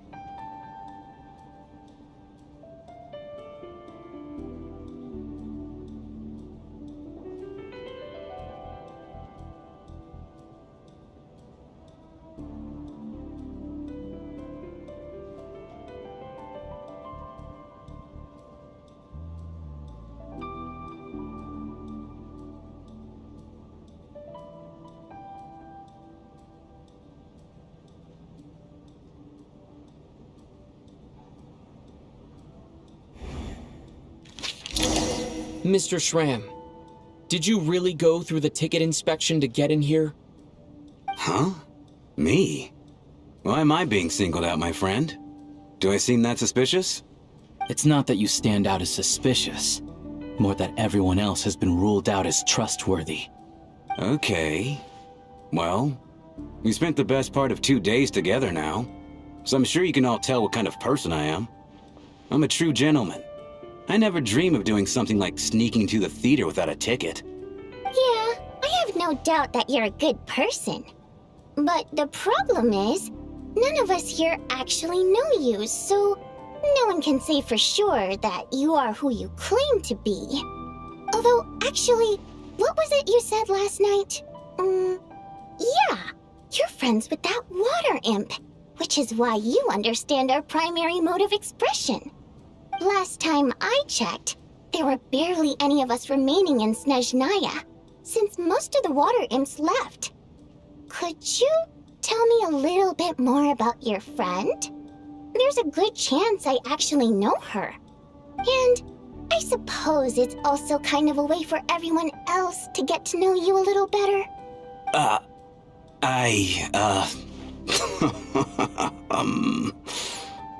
Good grief. Are you blushing? Pull yourself together, man. Stop giggling like a teenage boy. It's revolting. Hey, revolting is a little strong. All right, fine. I'll admit it. That water imp friend of mine, the truth is, we're dating. I was just the bodyguard hired by our family. But the stars must have aligned, because sparks began to fly between me and their daughter. Never in my wildest dreams did I think I'd get so lucky. We don't need details. Just get to the point. Okay. I'm just a little hesitant to reveal her name, that's all. You know how it is. These are delicate times. Even with me to protect her. If word gets out that she's dating a human, both the Fae and human factions will give her a hard time. Really? Wait, no. That can't be. Huh? Shram, what the devil are you talking about? Why is everyone looking at me like that? Surely you can understand where I'm coming from. Delicate times? Factions? Yes? You know, the Civil War? Last time I checked, the Fae and the humans were still at each other's throats. If I'm not mistaken, the last significant civil war in Snezhnayan history was over 400 years ago, when Her Majesty the Tsaritsa had just taken the throne and was consolidating her reign. What do you mean, 400 years ago? What's going on here? Is Shram from the past? All right, Mr. Mitya, you win this round. As far-fetched as it is, it appears that your theory may be correct. I'm just as amazed as you are. I didn't even believe it myself, to be honest. Is someone going to explain what's going on here? From the look on your face, you figured it out too, haven't you, Traveler?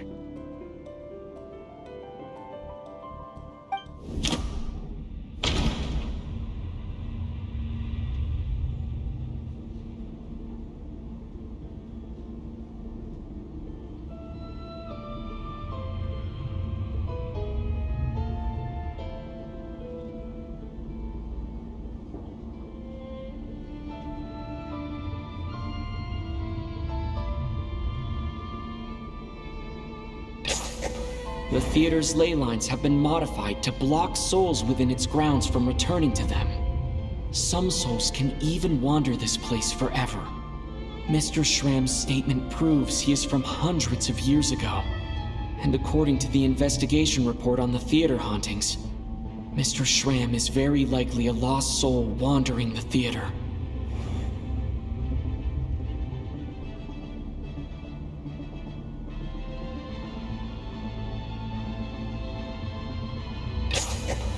For some unknown reason, the soul that has been wandering the theater due to the ley line issues has joined our group and blended in. Yeah, that must be the immediate reason why the ticket count doesn't match the number of people present.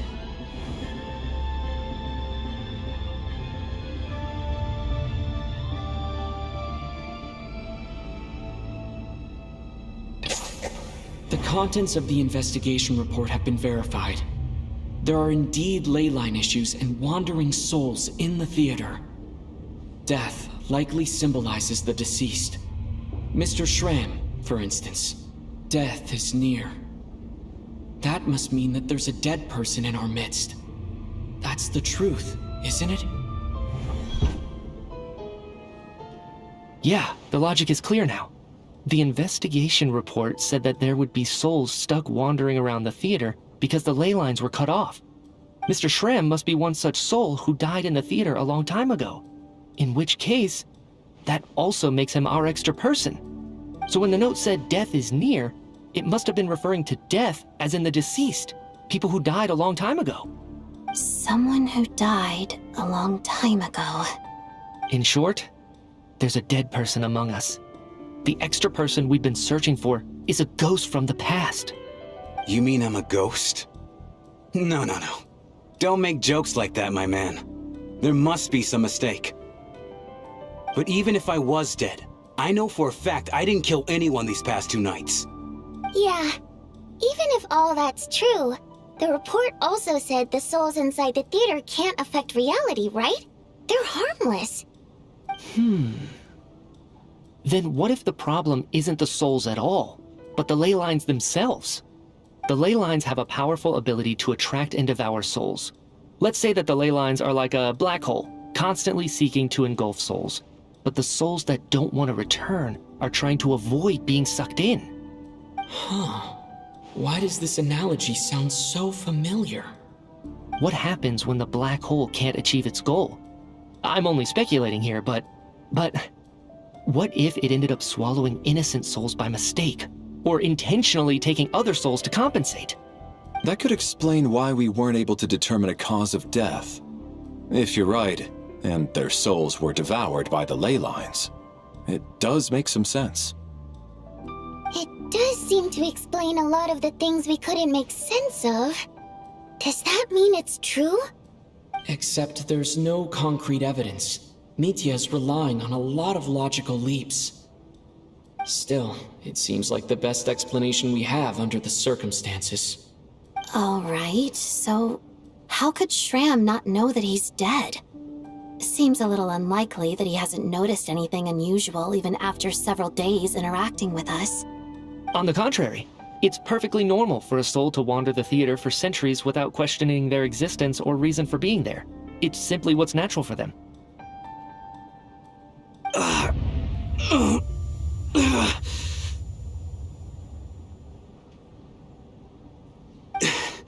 You know what, Mr. Brainiac? I think you might actually be right after all. I'm trying to remember and... even though my head feels like it's going to explode, I think... it's all coming back to me. I was the one who didn't want to remember my own death, so I forced myself to forget. Well, I'm sure those are painful memories. My lady and I snuck out to go on a date one day. We bought tickets for the theater. It wasn't really my thing, but I was just happy to be together. All of a sudden, a group of people burst into the theater, shouting for all the water imps to get out, performers and audience members included. It was clear the conflict between humans and Fae had reached a boiling point. This time, the extremists were even coming after the water imps who had nothing to do with the war. I thought I could pull one over on them, so I took off my jacket, draped it over my lady, and tried to sneak out amid the chaos. But I got caught. They started shouting, calling me a traitor to humanity. But I was going to do whatever it took to buy our chance to escape, no matter how many people stood in my way. I had to, both as their bodyguard and out of love. It's all right, friend. You can stop there if you want. You don't need to dig all that up again. It's just... Even now, I'm still struggling to accept the truth. How could I be dead? I'm sorry, everyone. If I'd known I was a dead man walking, I wouldn't have dragged you down with me. If I'm the cause of all this death, then punish me however you see fit. But, Mr. Shroom... No. I refuse to be a burden. I know what I have to do. You said I've been wandering the theater for centuries, right?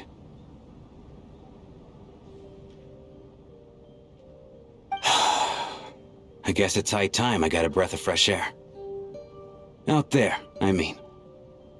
I'll leave this place and take all this death with me. Go out on my own terms. Mr. Shram, I'm sure we can figure out a different course of action. My good sir, we both know I'm not supposed to be here. I should have accepted my death long ago. One way or another, this has to end. Unless you're saying this goes against another one of your military principles somehow. No, I'm speaking on a personal level this time. Let it go, man. Oh, wait. One last thing. Miss Waterimp. My lover. Her name was Litia. Litia Ozarova. Do you know what happened to her? Ozarova. Oh, Auntie Ozarova. That's what we all called her. I remember her as a very kind elder. She had a bunch of kids, too. I'm so glad she survived. And she had lots of kids? Good. That's... good. I could hardly expect her to stay single just because of what happened to me, right? As long as she went on to be happy, that's all that matters. Besides, I'm dead. My soul's been wandering around here for so long because I was worried about her. But now, I can go without regret. There's no need to see me off, my friends. I've enjoyed our time together over these past few days. Perhaps we'll meet again in the next life.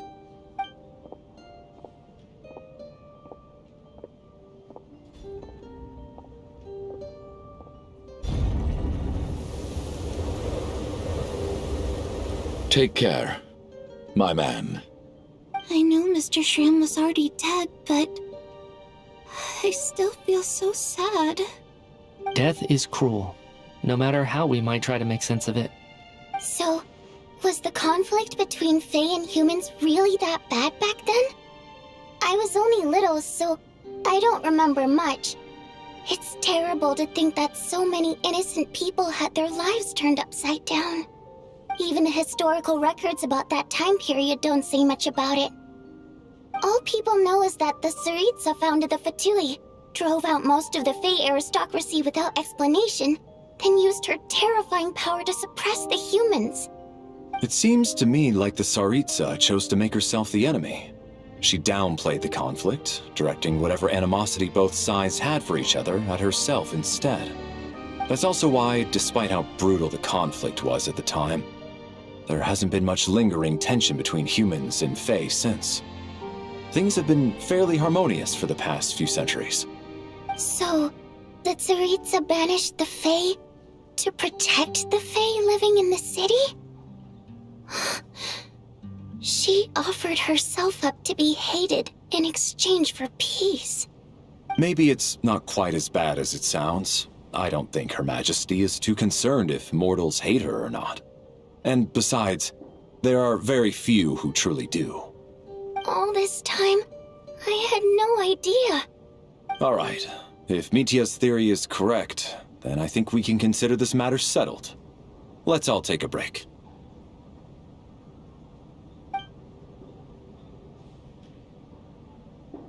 Ugh, if only this blasted storm wasn't still raging on.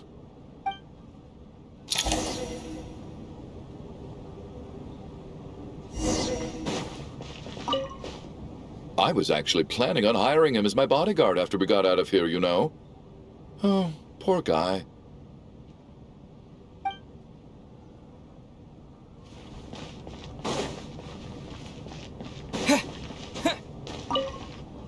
Even though Shram was already deceased, his decision to walk into the snowstorm was still a sacrifice, and a very brave one. This is one of the few times I don't feel at all happy to have my theory proven true.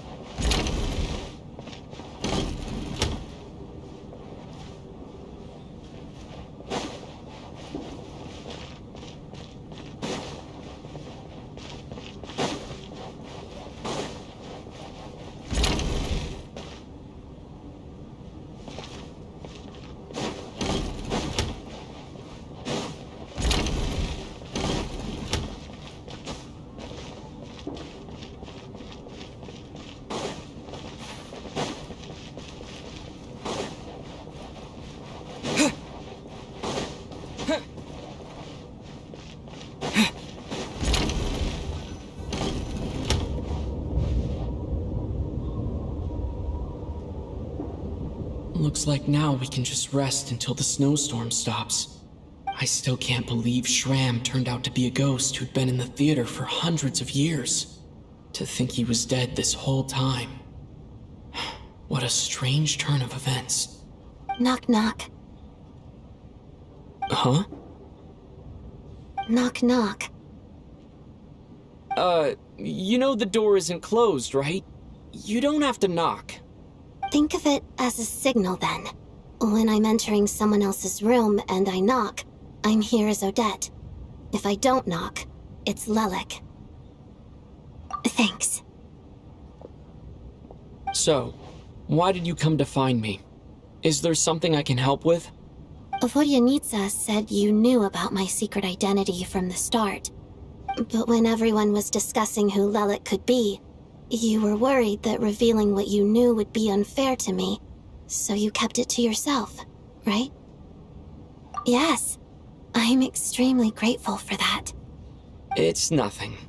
I mean, you didn't hold what happened with Signora against me, so I should thank you for that as well. Actually, there's something else as well. I found myself in a situation similar to the one you were in when you helped conceal my identity. So I thought I'd come and ask you for advice.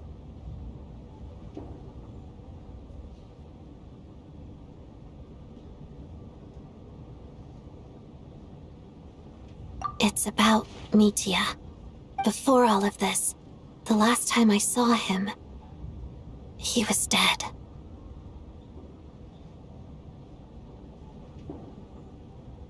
As I'm sure you know, my goal as Lelik was to stop Project Stuja. Well, when I found out the tech lead for the experiment behind Project Stuja was Mitya, I immediately started planning to track him down and threaten him to back out. I often saw him around the theater, but I soon concluded that making my move there would risk exposing my identity. So I decided to infiltrate the Armory Palace and go directly to his lab. That way, the threat would be much more effective. Well, I suppose there was a bit of luck involved, but I am a Fatus, so I already had some familiarity with the building's layout. But when I finally made it to his lab, Mitya seemed to be dead.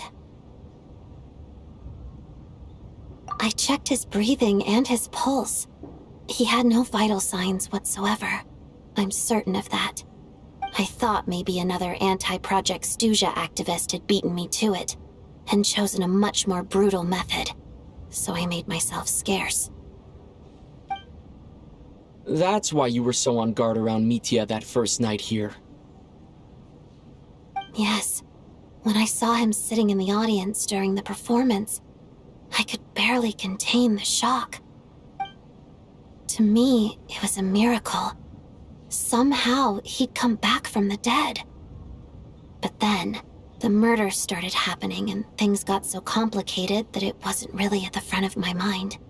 That is, until Mitya himself said there must be a dead person among us. Then, I couldn't ignore it any longer. And yet, you thought that bringing it up right away would single Mitya out. Just like when everyone was suspecting Lelik. Exactly. I thought there could be something I was missing. Besides, we soon figured out that Mr. Schramm was a ghost, and we knew there was only one extra person, so we thought he had to be the one. But now, it seems like there's another candidate. I understand why you kept it to yourself. There was so much information being thrown around during that discussion.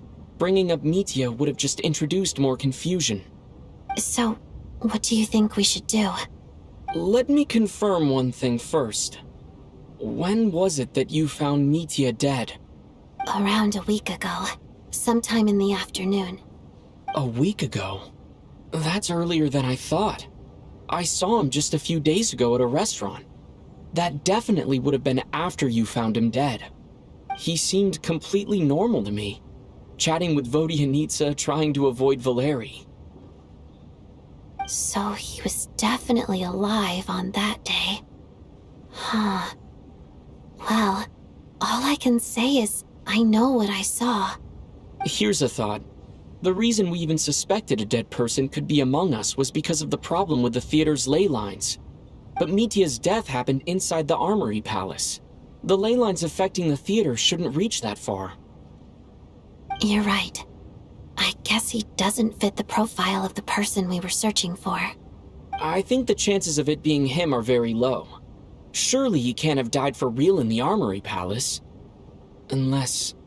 Unless what? Unless he really did come back from the dead. You're right. Do you think we need to disclose this to the others? Huh, what's this? A private meet and greet? Where do I line up?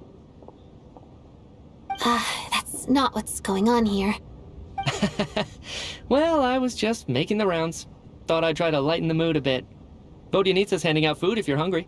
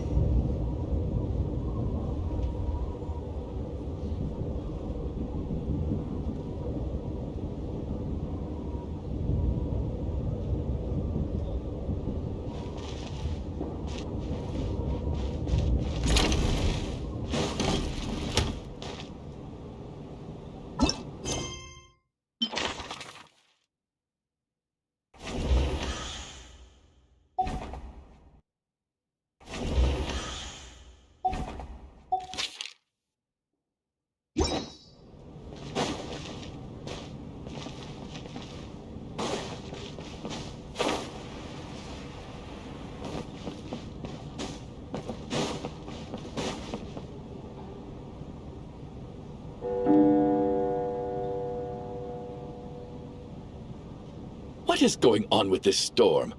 Could it be connected to that monster that just arrived in Snezhnaya? I almost hope it is. Her Majesty the Tsaritsa left to vanquish that beast herself. We just need to wait for her triumphant return.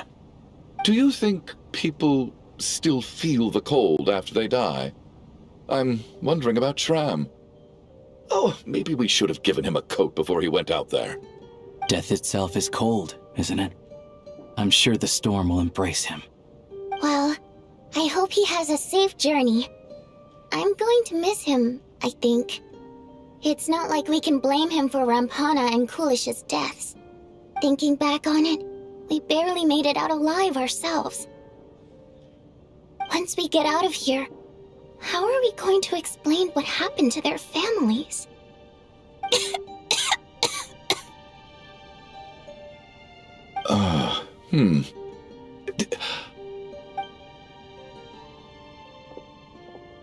Are you okay? Here, take this. I've never used it.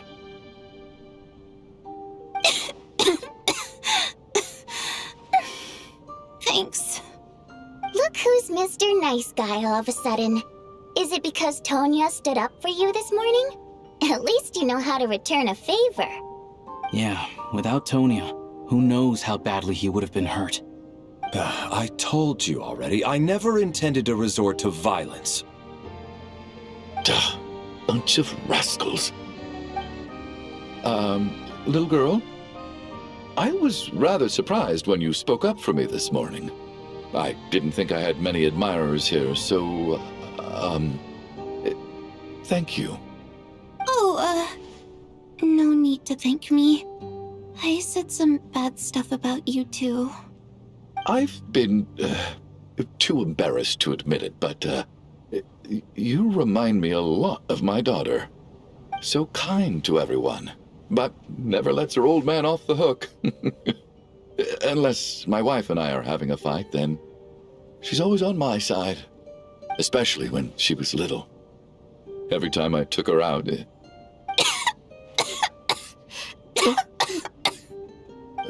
All right, easy now. How long have you had that cough, Tonya? I don't know. It's probably been a while. I'm fine. Are you taking anything for it?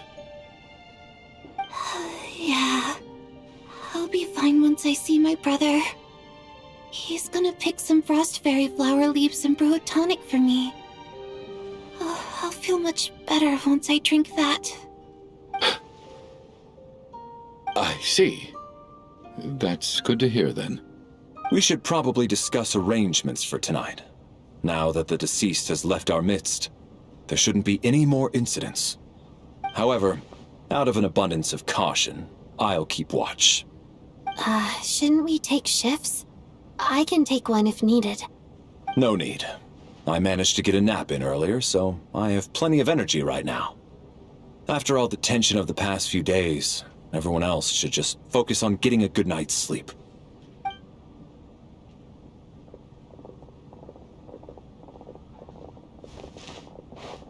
What a long day. This whole situation turned out to be way more complicated than I expected.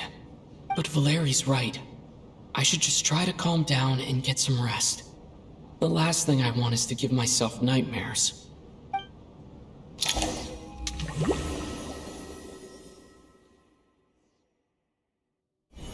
He's awake! He's awake!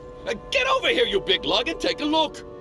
If you must call me something, call me Mr. Door.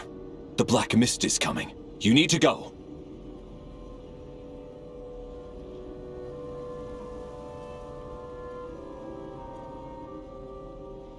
Are you all right? Can you walk? We just got attacked by monsters on our way up. That Mr. Door fellow protected us. He just seemed to come out of nowhere. Not much of a talker, but when it comes to taking down monsters, that man doesn't hold back. Curses! The Black Mist is catching up to us. We need to keep going. Mr. Door, I don't believe I've ever seen you around here before. Why is that? There's no need to try to get to know me. Mr. Door, looking for trouble! Get rid of them! I can just push these ones up. Oh. Well, anyway, we're lucky to have you here. Thanks for saving us, sir. No need to thank me. This is where my duty lies.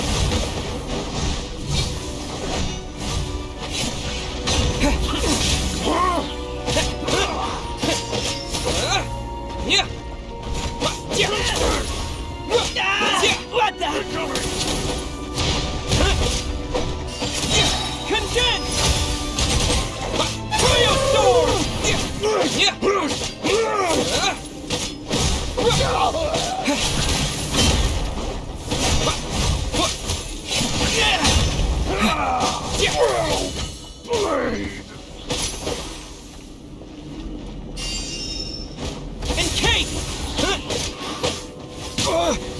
Just you wait.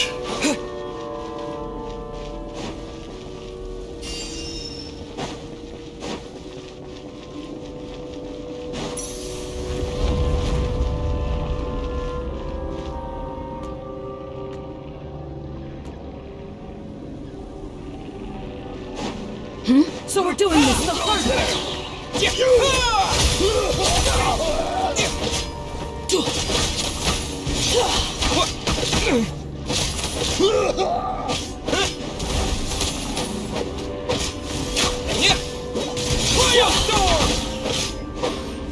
What's this?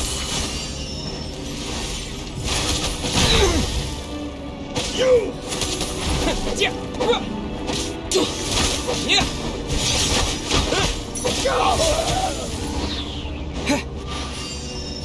Piercing ice!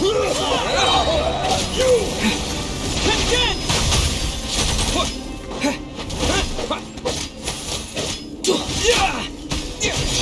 And take! You have just you wait.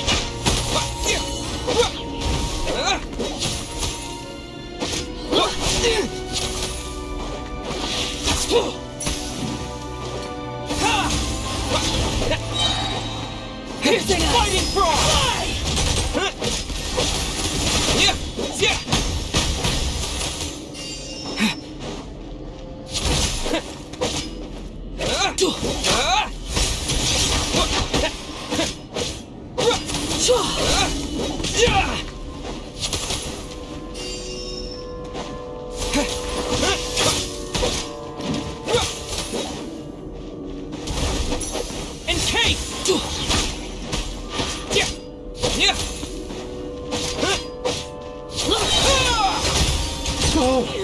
Remarkable work, Mr. Door.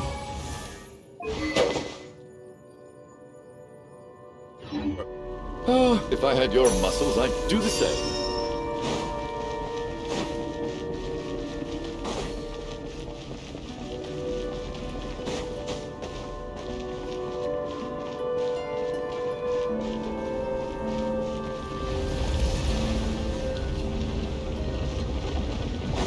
Are none of these doors the one you're looking for? No.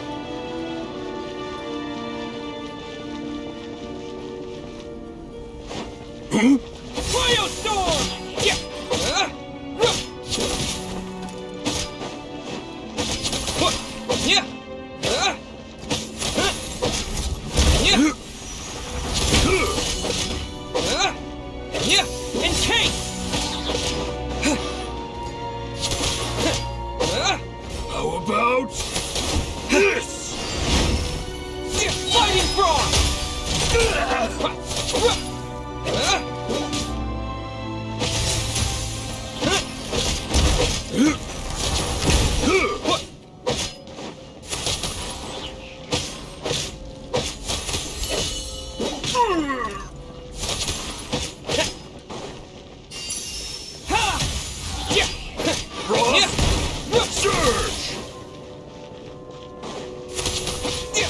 Yeah!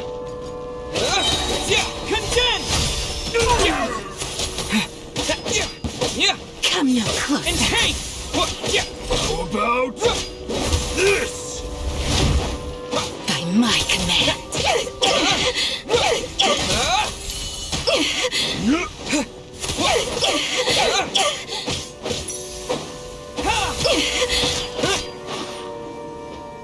Condense and crystallize.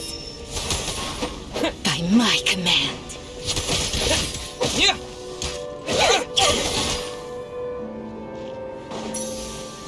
Frost, Cryo listen. storm!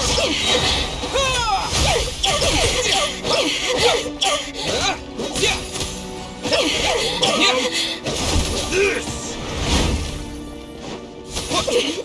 Impossible.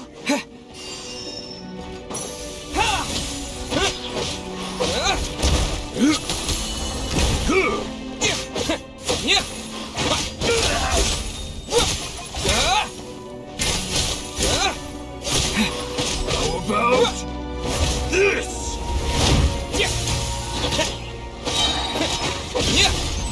Oh, goodness. I'm so exhausted. And the black mist is still rising. Oh. Wait, look! There's more monsters down there.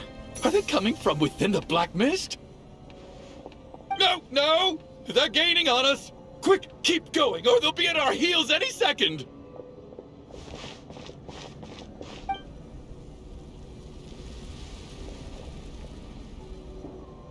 Mr. Door, what are you doing? We need to get out of here. They're coming! Found it. This is my door. What? You mean you're going to stay here? I am a door. This is where my duty lies. No! You saved us. We can't leave you behind. You must keep going. A door can only keep things out for so long. You must make haste. But... Oh, you're right. Let's go. We can't let Mr. Door's sacrifice be in vain.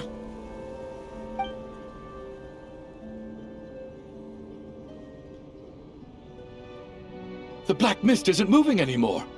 Looks like both the monsters and Mr. Door are gone. I didn't just imagine all that, did I? Surely I wasn't so scared out of my mind that I hallucinated a door as a human being. Oh, okay, good. There's no way we both hallucinated the same thing. Getting sleepy? Well, looks like we're safe for now. Go ahead. Let's get some rest.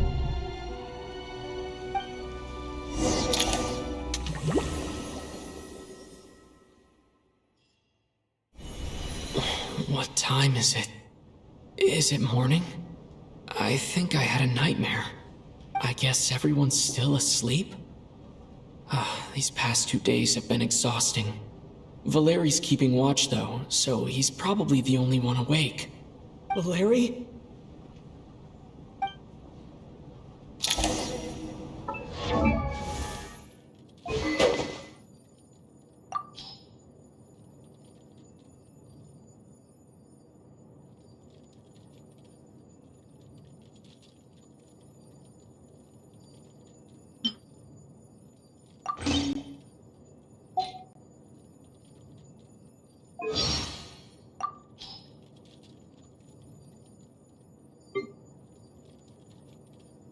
Ha! Encase! Cryo storm!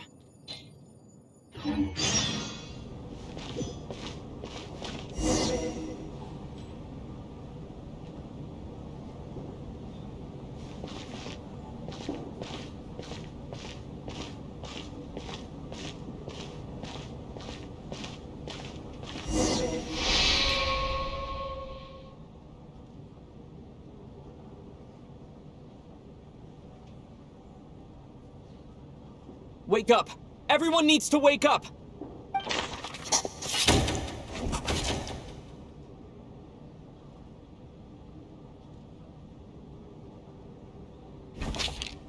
Just like the last 2 nights. No clear cause of death. I've been a real thorn in your side, haven't I, Mr. Valeri? Now you can rest in peace. But for me, life will be all the duller for not having to run away from you, my friend. How's Tonya? Is she okay? I just checked on her, and it doesn't seem like anything serious. She's just exhausted from the past couple of days, and she's still recovering from her illness. We should let her sleep a bit longer. That means Valeri was the only one who died last night. If Valeri was awake and keeping watch, it would have been impossible to kill him without waking everyone else up. That much is certain. This is so frustrating. Why has nothing changed since yesterday? I thought we already dealt with the dead person causing all this. Actually, one thing has changed. There's only one victim this time, not two. Does that mean...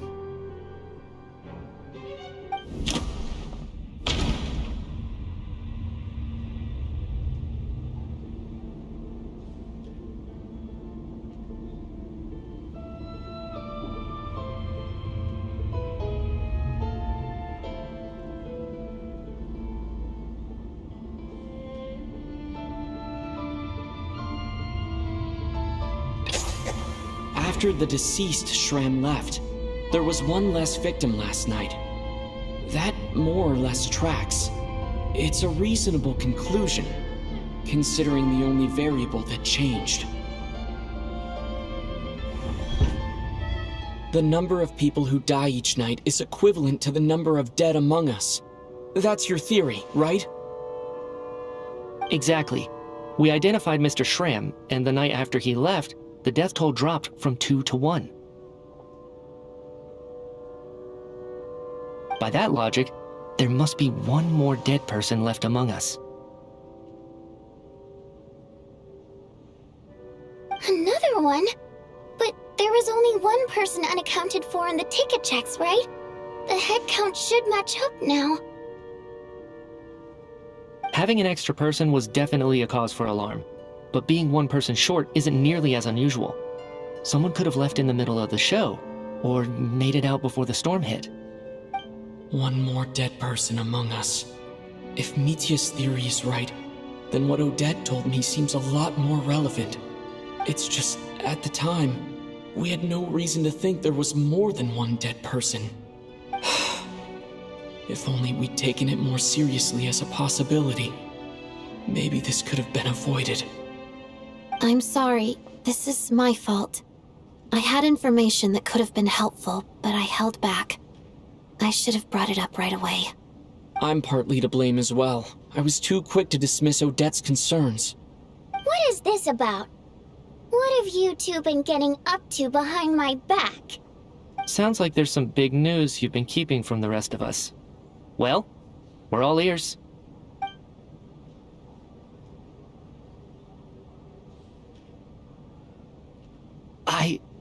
I'm the dead person? Wow, that's certainly news to me. Odette and I talked about it yesterday, but we thought it just wasn't possible, so we left it at that. Yeah, I don't blame you. If I'd been there, I probably would have reached the same conclusion. It just sounds too unbelievable. Let me just try and verify this. I just scoured my memories trying to think back to the afternoon Miss Odette mentioned. But I honestly have no recollection of dying. That's where I'm different than Mr. Shram. Having seen Mr. Mitya a few days ago myself, I also find it hard to believe he could be the other dead person among us. Well, if it isn't Mitya, then who? Do we vote on it? If you don't mind me asking, Traveler, I believe you mentioned that you know Tonya's brother. Had you ever met her before all this? No, never. Wait, are you saying... Now just 1 minute. I know where this is going. You can't just randomly point a finger at anyone you want. You're in the hot seat, and all of a sudden you want to divert our suspicions onto somebody else? Trying to pick a fight, Mr. Chuganov? Whenever you open your mouth, all you do is attack people, and I've had enough of it. If you don't want to engage in a civil discussion, you can shut up.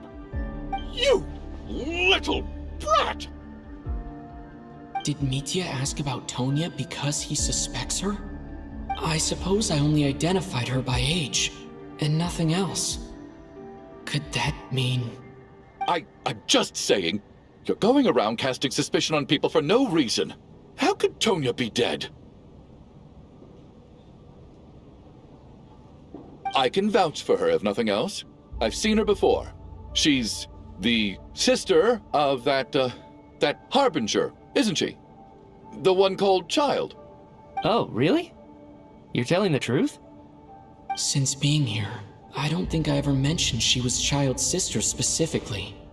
Does Chuganov actually know her? If Chuganov can vouch for her, then it can't be Tonya either. In which case, it seems unlikely that there's another dead person among us at all. Miss Odette, could you go over that afternoon with me one more time, when you found me dead? No problem.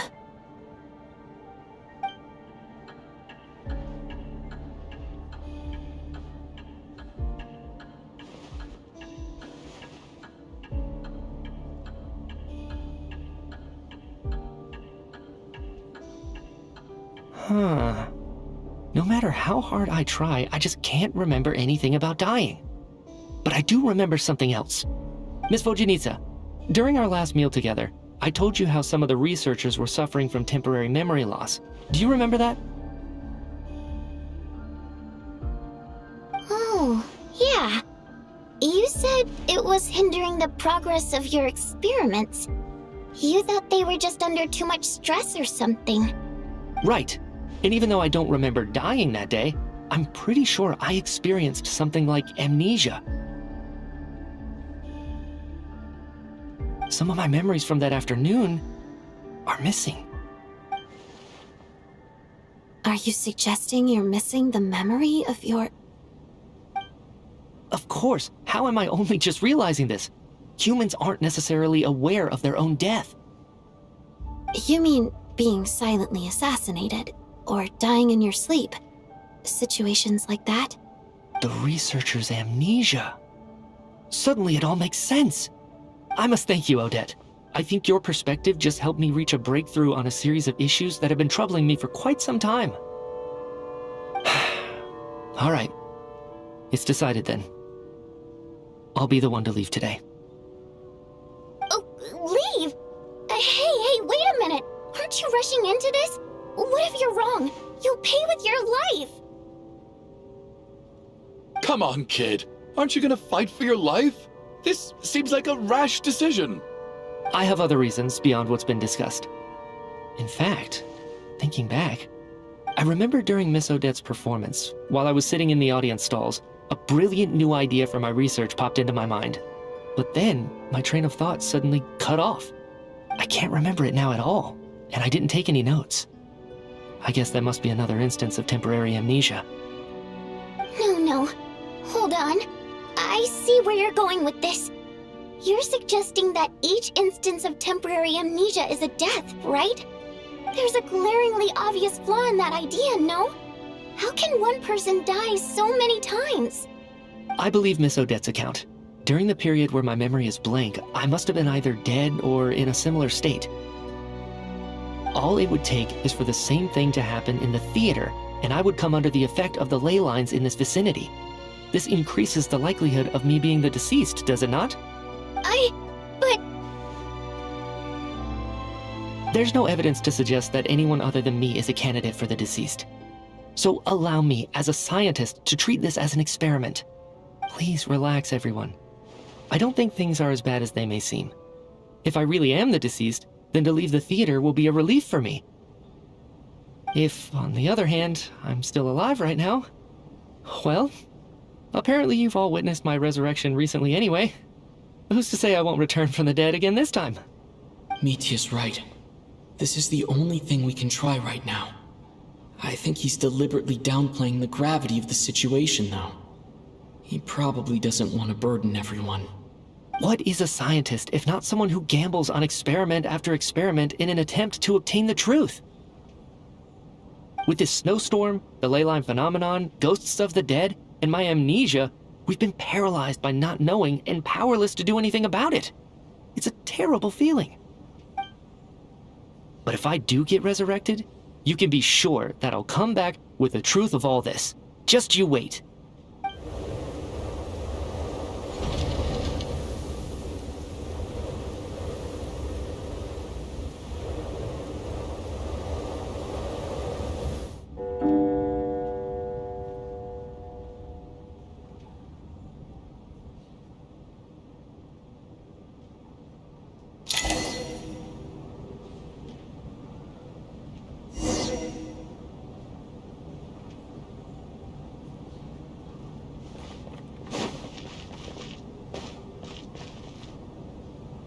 Poor Mr. Mitya. I didn't even get to see him one last time. Maybe it's a good thing that you weren't there to see it. It was a hard thing to watch. I hate goodbyes. Why does it feel like everyone around me is slowly disappearing? Not just in here, I mean. In the outside world, too. Maybe it's the realization that, at the end of life, everyone has to face it alone. Come to think of it, the main reason we're still alive right now is pure luck. Each morning here, for every one of us, there's the chance that we might not wake up. You could take it a step further and say that the same is true outside, too. Who can ever be 100% sure when they drift off to sleep that they'll open their eyes again in the morning? If I make it out of here, I'm going to cherish every moment that I'm awake and live without any regrets.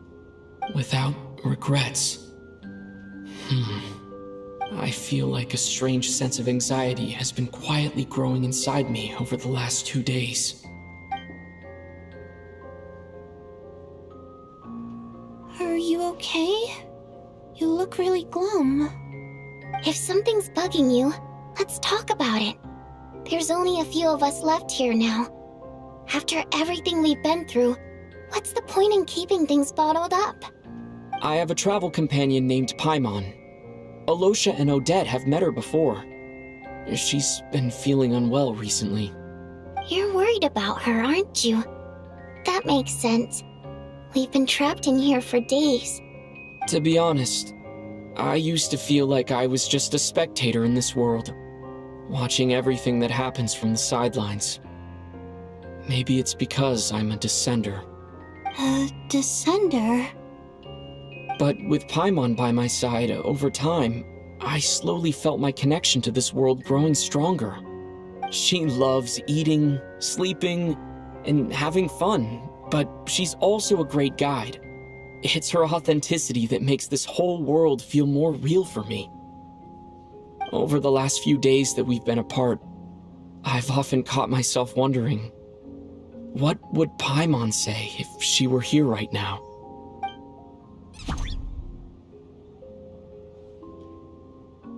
But by the time I snap out of it, the conversation has already moved on, and I'm still in my own little world.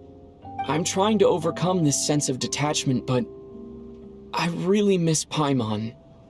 I guess, in a way, she means the whole world to me.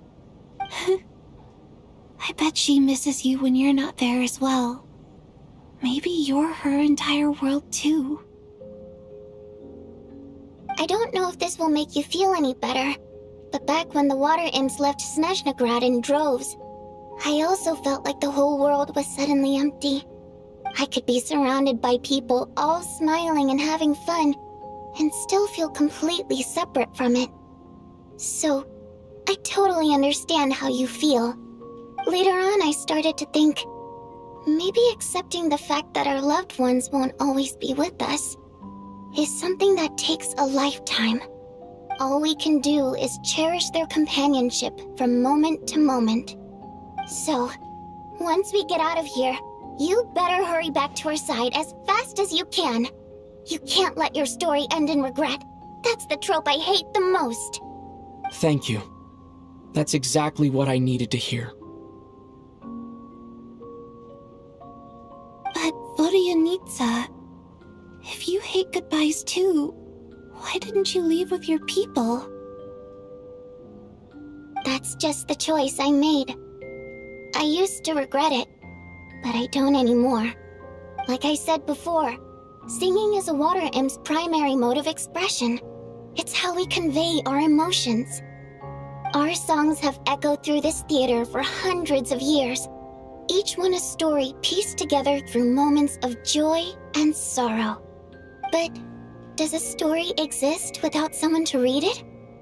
To me, the answer is no. So I made the choice to stay. That way, there would still be someone left to sing these songs and listen to their stories. Otherwise, they could have been lost forever. Could you teach me how to understand your people's songs sometime? I want to be able to truly hear them, like Mr. Shram. A fan after my own heart. Thank you, Tonya. How about I sing something for you, and you tell me what you hear? Okay, I'll do my best.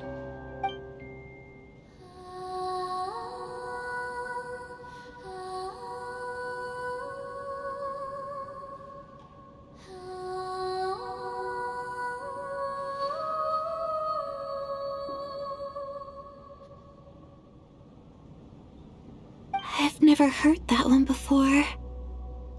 I feel like I can hear a sense of longing somehow. I wonder why that is. Color me impressed, Tonya. You're a keen listener. Most people can only tell if a song is happy or sad. I didn't think you'd be able to pick up on such specific details. So, what's the song about then? Come on, tell me! I've actually never performed this song in the theater before, because it has more of a ceremonial purpose for our people. It's not meant for the stage. It means something like, "May those we have lost watch over us, and follow this song back home in the night, so that we might be reunited once more."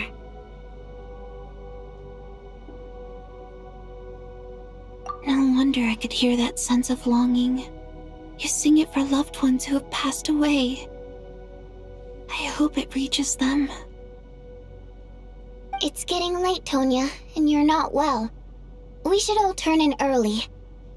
I suppose there's no reason to keep watch tonight. Okay, but, before I go to bed, could you sing that song a couple more times for me, Vodyanitsa? Of course.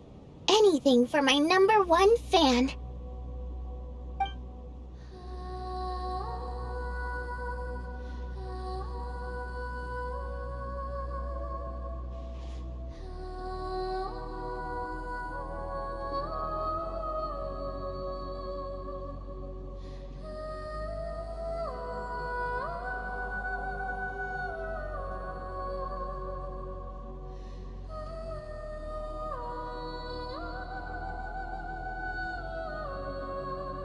Once I get out of here, I definitely don't plan on ever coming back. But I guess that means I'll never get to hear Vodyanitsa sing again. That's a sad thought. Before I fall asleep, I should cherish this moment of companionship while it lasts.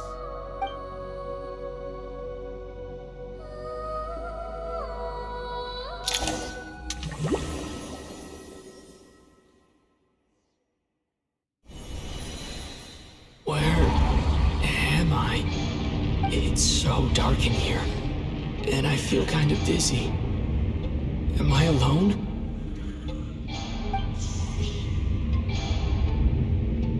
Huh? What was that noise?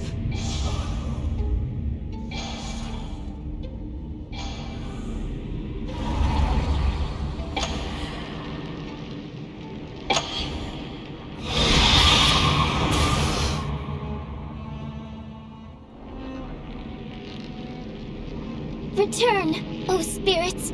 Fulfill your oath of protection.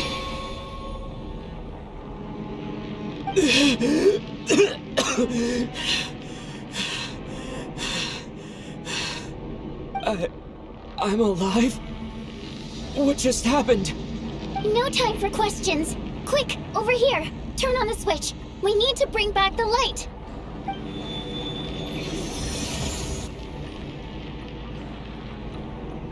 right. We're safe. The spirit just now is called Night Prayer. The light subdues her, but she'll attack without a second thought in the dark. Sort of. I know it's hard, but you can't let this place go dark, or she'll kill you again. Yep. Luckily, I was here to resurrect you. Otherwise, that'd have been a real bummer. A bit more than a bummer, I'd say. Wait, so you have the ability to resurrect people? Sure I do. I'm your guardian spirit after all. I specialize in soul recall. Oh, it's nice to meet you, by the way.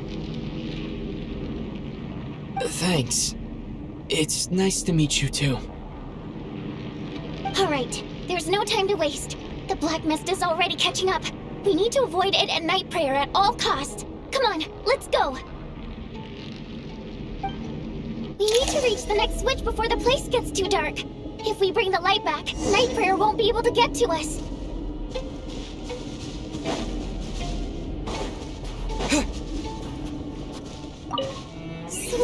Sweet light! It's back! Now that's a sight for... Shh! It's Night Prayer. We need to move quick, but don't let her notice you. Look out!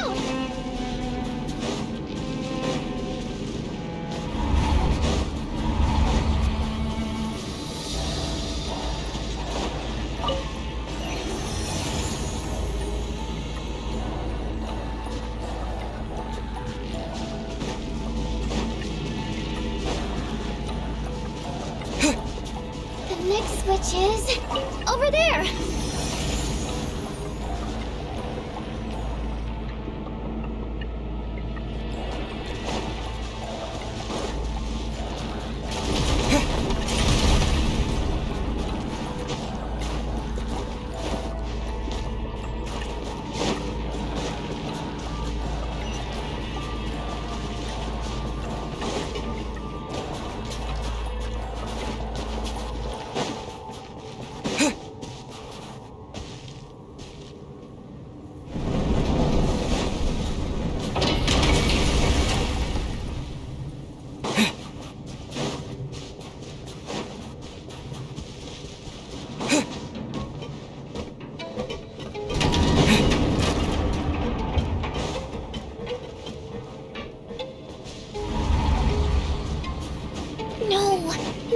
Here too. This can't be the only path. I won't let you die like this. Not on my watch.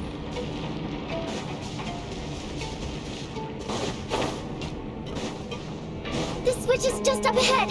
Hurry!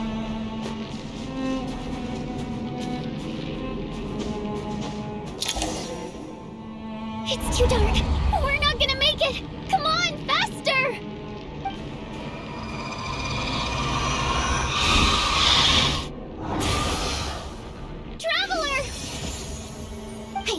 You die like this. Not on my watch.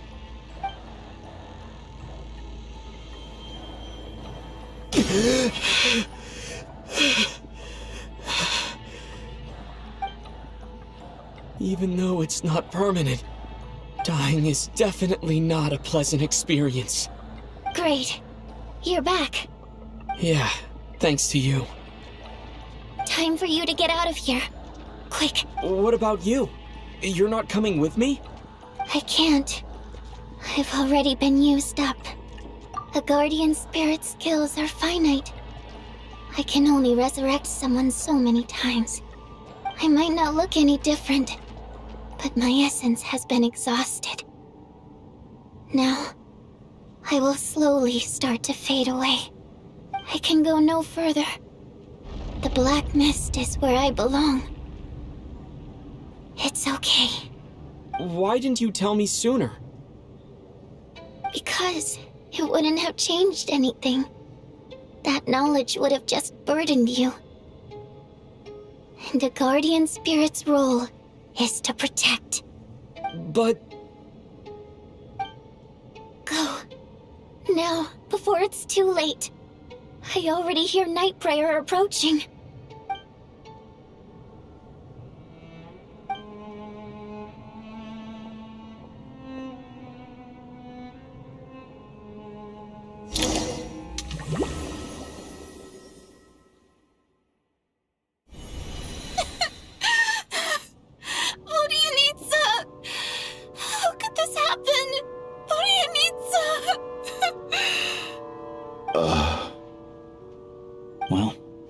guess there's no need to inspect the body.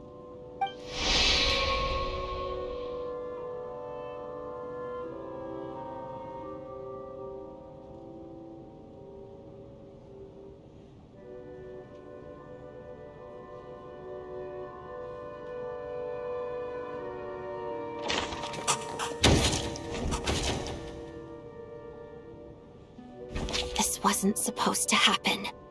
You lied to us, didn't you, Chuganov? You've been lying from the start. Take a long, hard look at yourself before you go around accusing other people. I suspected you on day one, Lelik, and now look where we are. By some strange coincidence, you've never been targeted. You just happen to have survived this long? No, you should be the prime suspect. And you, little hunter, ever so content with staying on the sidelines. Yet you were the one who stopped us from leaving from the start. Why are you trying to keep us here?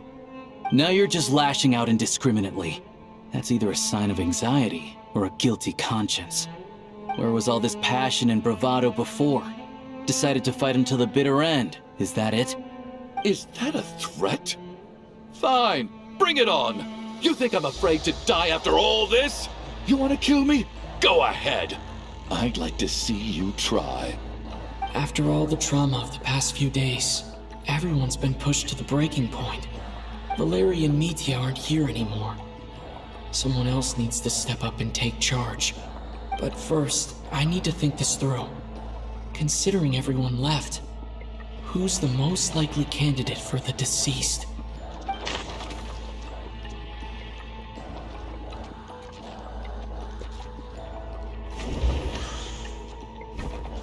Of those who remain, the only person we've never met before is Tonya. There is room to doubt her true identity. People are easily misled by first impressions. Now that I think about it, Child's sister was in fact a label I imposed on her due to my own assumptions. But Mr. Chuganov vouched for Tonya's identity yesterday. With basically no other possibilities left. Could it be?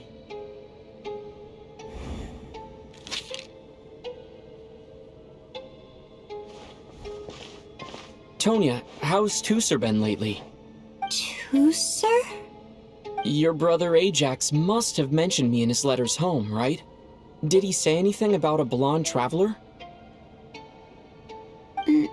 No. And my brother's name is Razik, not Ajax. Chuganov, looks like it's your turn to do some explaining. Yesterday, you said you could vouch for Tonya. Why did you give us a false testimony? I knew you were behind this, Chuganov. You've been lying through your teeth from the start. Everything about you is fake, down to the wife and daughter you're always talking about. Your entire family man persona is a charade, isn't it? That night, when I infiltrated your place as Lelik, I noticed you were home alone. Didn't think much of it at the time. Just thought everyone else was out. But thinking back on it now, that doesn't seem very likely. My guess is, you live alone, don't you? Even that was a lie? But why would he lie about having a family? Oh! Curses!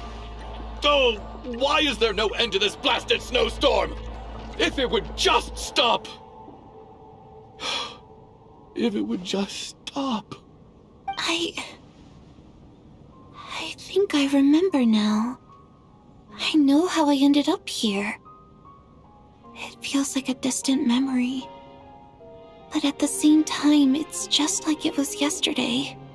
The reason I'm always coughing is because I got sick with frostbite. The locals usually call it the snow cough. It's not a very common illness. It's partly genetic and partly caused by the cold climate, but it can be fatal. They sent me to the hospital as soon as they found out I had it. And I spent so long lying there in that hospital bed. After a while, I felt myself growing weaker and weaker. Nothing seemed to be working anymore. Neither the treatment that the doctors were giving me, nor the medicine my brother was brewing from frost fairy flower leaves. So one day, I told my brother that I wanted him to take me outside for once, so things could be like they used to, just for one day. I wanted to meet loads of friends, experience new things.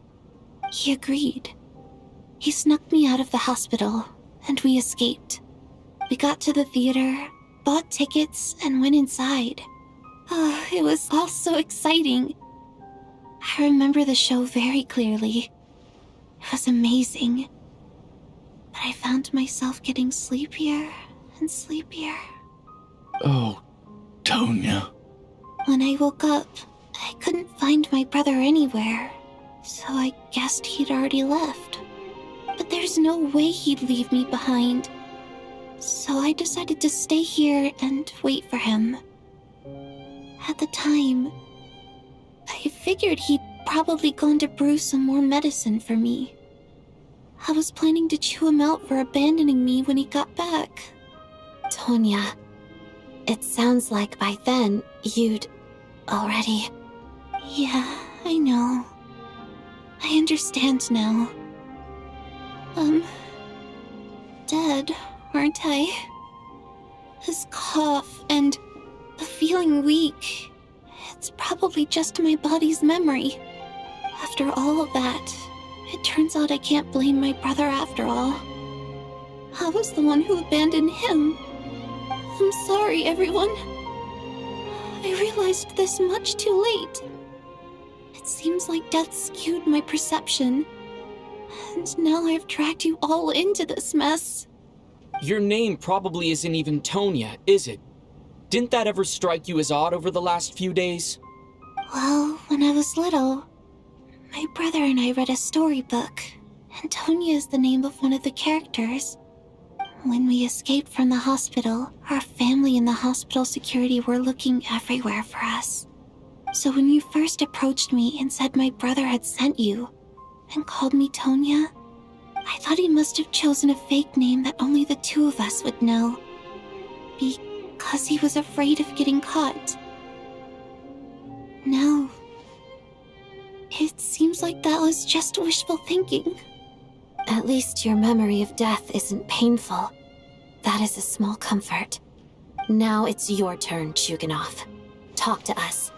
I believe no lie is ever told without a reason. You're right. I was lying. I happened to know that the Harbinger child and his sister Tonya managed to get tickets, so I lied to you and pretended I knew them. And yes, I was lying about my family too. The truth of the matter is, I lost them a long time ago. I just refused to accept reality. And now I've spent the second half of my life living a lie. I'm a joke. My daughter's name was Iskra. And before you ask, yes, Iskra, as in Iskra Manufacturing Plant. She also died from the snow cough. She was just 6 years old. If she were still alive today, she'd be around the same age as little Tonya here. After Iskra passed, my wife couldn't bear to face those memories either. So she chose to start a new life without me.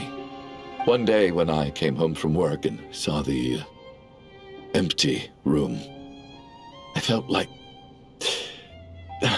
I couldn't breathe. Subconsciously, I started to imagine that they were still there. I soon discovered that this was the only thing that made me feel any better, so I just embraced the delusion. Nothing more than a pathetic means of escapism, I know. But at least it's not a crime. So explain your false testimony, then. The night before last, when I was chatting with Tonya, she mentioned that her brother would brew medicine for her from frost fairy flower leaves. Combined with her various symptoms, I suddenly understood everything, including the fact that she was deceased. The snow cough used to be an incurable illness, I would pick frost fairy flower leaves to brew medicine for Iskra too. It took hours and hours on the stove. But the year after my daughter passed away, the jester of the Fatui announced that a cure for frost blight, also known as the snow cough, had finally been developed. It turned out that all previous treatments were completely ineffective. No better than random concoctions. That was the final straw for me. I just couldn't take it anymore. Just one more year. One more year, and everything would have been okay. So, more than anyone, I know full well that in this day and age, no one in their right mind would still be using frost flower leaves to brew medicine for the snow cough. Poor Miss Tonya, therefore, had to have been from an era when snow cough was still a terminal illness. So, you projected your daughter onto her? Even though you knew she was one of the dead?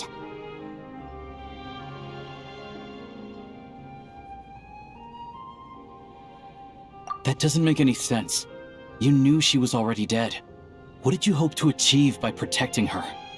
I just don't believe in your crackpot theories, nor do I approve of your actions. How can you just declare a living person dead and throw them out into that snowstorm? Nitia's gone. My good buddy Shram's gone. And now it's Tonya's turn, isn't it? The others I can make my peace with, but little Miss Tonya, here she is, standing right in front of us, alive and breathing, and fighting her own battles. Yet you're quite happy to say she's dead? I just want her to live. Once this snowstorm is over, the very moment it stops, I'm going to march out that door and find someone who can fetch the very best medicine for her snow cough. I'll be damned if I'm gonna let you cast her out into the snowstorm before I have the chance to cure her. Not again! Not this time! Not when the cure is right within our grasp! I'd never be able to forgive myself. Mr. Chuganov, stop. I can't let you do this. Tonya. By the sounds of it, you've known I was dead since the night before last, right? I really liked Mr. Valeri, Mr. Mitya, and Miss Vodoyanitsa. And now they're all dead because of me. I'm not happy about that. The reality is, you've been trying to fight your own demons through me. But all you've really done is trap me inside your delusion along with you. No! Listen to me. I want to save you. I do! Well, at this point, I'm quite sure that I'm dead. I don't need to be saved. The time I got to spend with all of you is more than enough for me. Despite all the bad things that kept happening, I got to meet so many interesting people and spend so many days and nights by your side. Since the day I escaped that hospital until now, this has been an adventure I never even dared to dream of. I'm very fond of you all. If it were only possible, I'd trade my soul to bring back the ones who died. If it meant things didn't have to end like this. And that's why I'm not fond of you at all, Mr. Chuganov. I'm sorry. It's them that you owe an apology to, sir. Not me. Well then, I suppose this is it. It's time for my adventure to end. I've caused enough trouble. You're leaving already? It's still early. Don't you want to stay a little longer? No thank you. Oh, and by the way, my name is Patoshka. It was nice meeting you all. Feels strange that we're only being properly introduced now that it's time to say goodbye. Patoshka.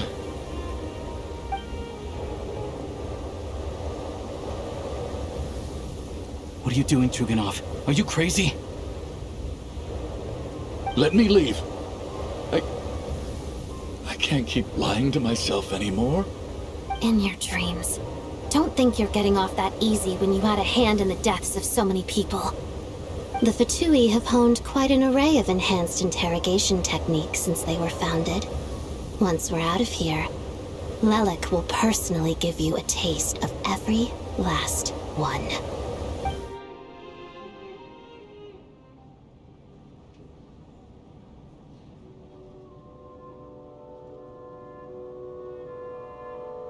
I think we should leave. I doubt this snowstorm is ever going to stop. For all we know, this storm might have destroyed all of Snezhnaya by now. Maybe even the whole world. Wait, we finally solved the mystery of the haunted theater today. Maybe let's at least try to enjoy tonight? Fair enough. I don't particularly feel like dying in Chuganov's company anyway. And yet you won't let me die first. Hey, Chuganov, on a serious note, if we do make it out of here, you should close down that factory of yours. A lot of people are freezing thanks to you. Is this really the time to be discussing my factory? All right, fine. I'll shut it down. Doesn't matter to me anymore.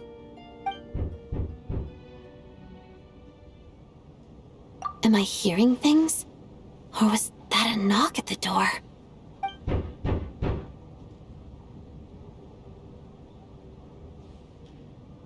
There it is again. But I don't understand. The snowstorm hasn't stopped, has it? Should we open the door? Is this it? Is this nightmare finally over? If the last few days are anything to go by, I probably shouldn't be getting my hopes up. Whatever lies beyond that door at this moment. It could be something even more terrifying than everything we've been through so far.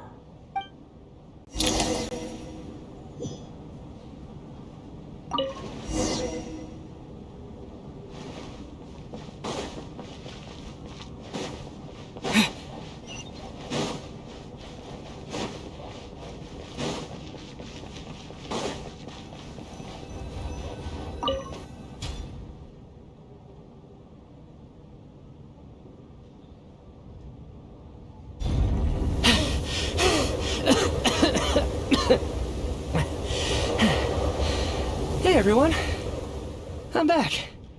How are you doing? Feeling any better? Much better, thanks.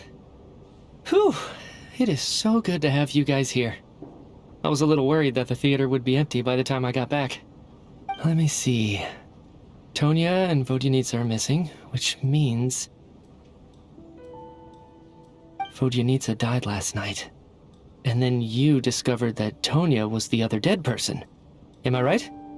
Not Tonya. Pitashka. First, tell us how you made it back here. Given the conditions outside, no one should be able to return alive. You're right. The thing that got me back safely was a song. I heard someone singing. After walking into the snowstorm, my mind grew hazy. I don't know how long I walked through the storm before my mind completely slipped away. Then, suddenly, I heard the sound of singing. The voice instantly brought me back to my senses, and I regained consciousness. So I followed the voice, searching for the source of the singing. I searched and searched, until finally, just a few moments ago, there was the entrance to the theater, right in front of me. I've actually never performed this song in the theater before, because it has more of a ceremonial purpose for our people. It's not meant for the stage.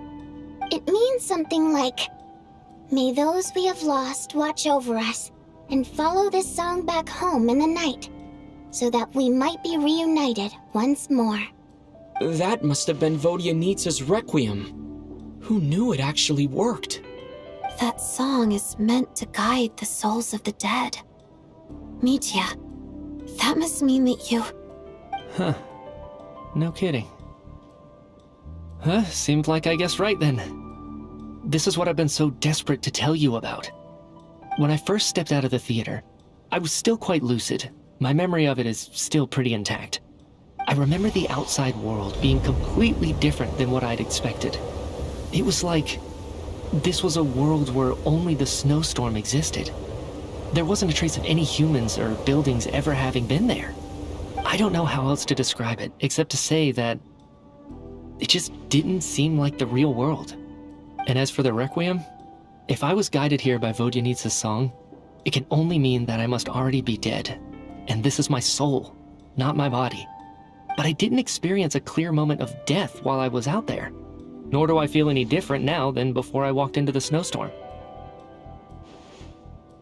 You don't seem any different to me either.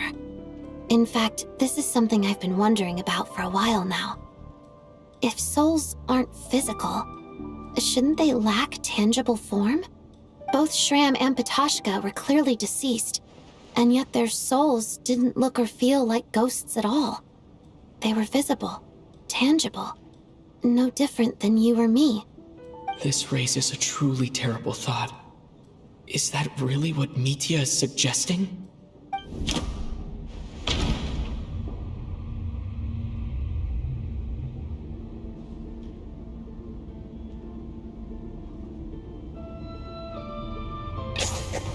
Mitya's soul was summoned back by the Requiem, confirming that he is indeed already dead. And yet, he looks no different from us. Of course, if even the long-deceased like Mr. Shram can blend in with us undetected, then maybe we've all been dead from the very start. And all of us are now souls wandering the theater.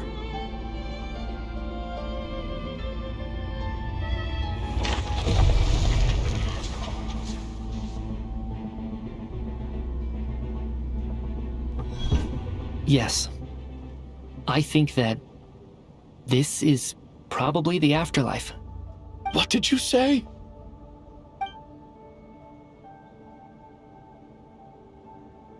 You heard me. We died in the theater. All of us did.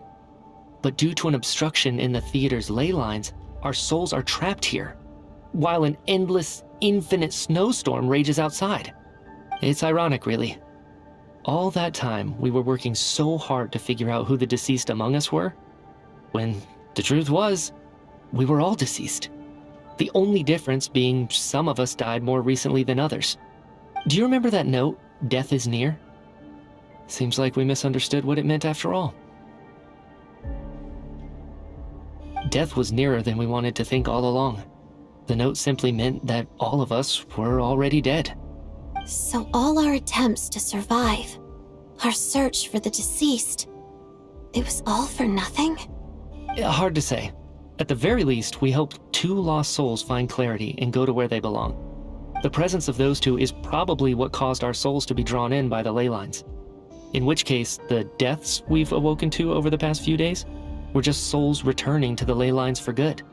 If what you're saying is true, doesn't that make us the lost souls now? Huh, no wonder. This afternoon, when I was moving Vodyanitsa's body, I noticed that the other bodies in the room hadn't decayed one bit after all these days. That's further proof that those aren't physical bodies at all, but merely our shells here in the afterlife. Am I really dead? This doesn't feel real to me at all. No, that's impossible. This cannot be how it all ends. I still find it hard to believe that all of us are dead. How exactly did we die in the real world? None of us have any memories of dying, right? Not even knowing how we died is preposterous. Good grief! Surely there has to be some reason. Exactly. It's hard to rest in peace when you don't even know how you died. It gave me lots to think about as I strode out into the snowstorm. I racked my brains trying to remember the cause of my death, the exact moment I died, the root of all of this, right up until my consciousness faded. Wait. Hold on. Right before I lost consciousness, I think I saw something. I can't remember. And I think I lost my notebook and pen. Mitya, your hand. Is that blood on your fingers? Huh? You're right. There's blood on the fingertips of my right hand. Looks like it's already dried. When did that happen? What the?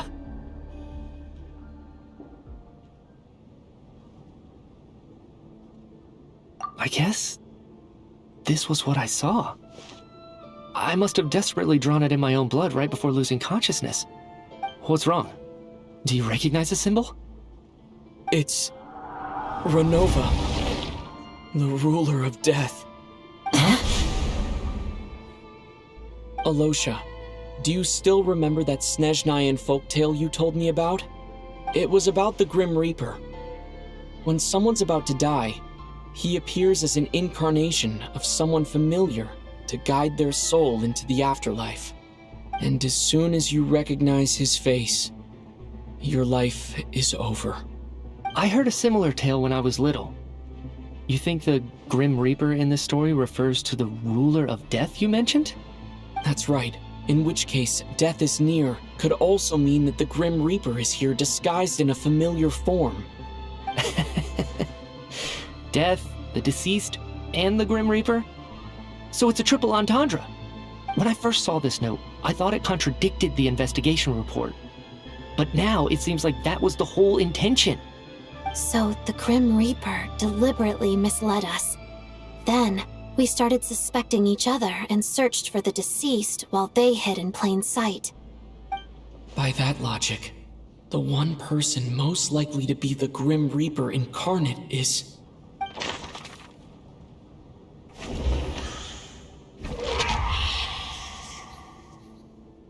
No doubt about it. It's Alosha. Looking back at how everyone has acted over the past few days, Alosha is most likely the Grim Reaper lurking among us.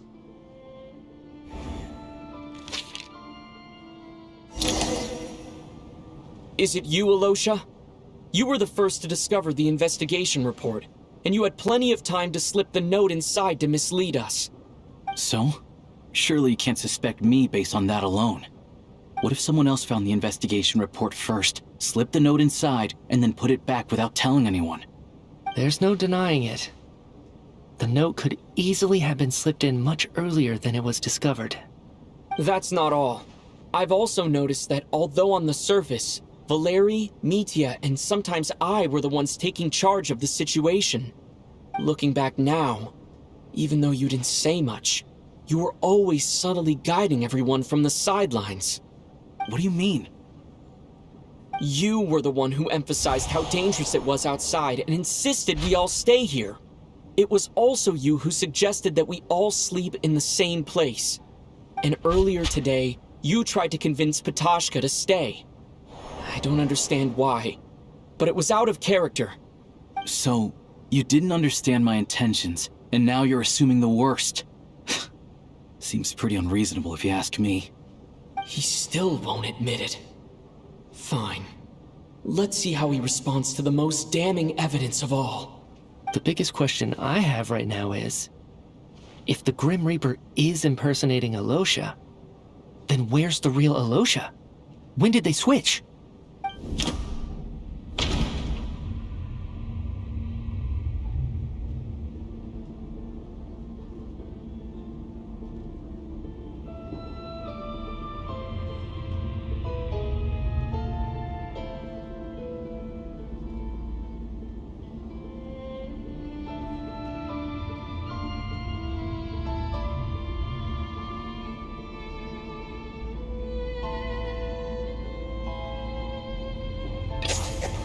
That's right. This was the moment. Right at the start. Before any victims had even emerged, Alosha was switched with the ruler of death while everyone's guard was still down.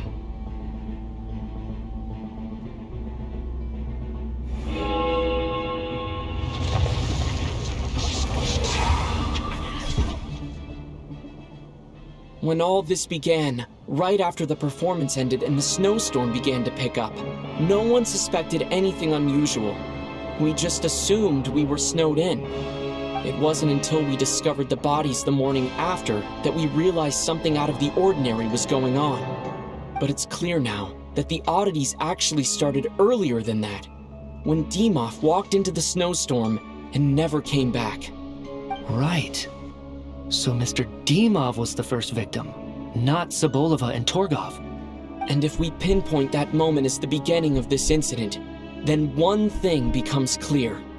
Alosha, you are the only person who walked into the snowstorm and came back without the help of Vodyanitsa's Requiem. More precisely, Alosha never came back at all. The one who came back was the Grim Reaper. Not bad. Well, since you've backed me into a corner, I suppose there's no point in keeping up the act anymore. Alosha? You're the Grim Reaper? I am no such tired cliché. Mortals should address me as the ruler of death.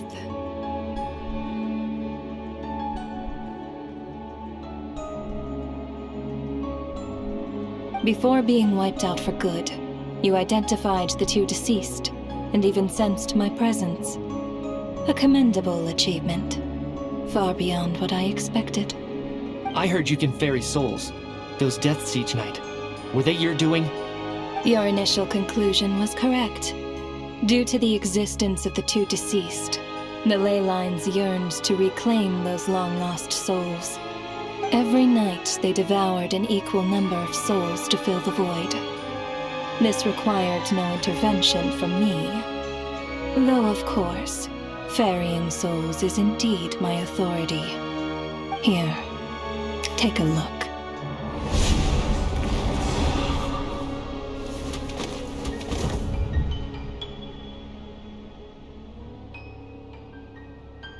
What are you doing? That takes care of today's too. Don't get so worked up. You are already dead, and your souls must return to the ley lines. I know we're already dead. You murdered us, didn't you? Murdered? No.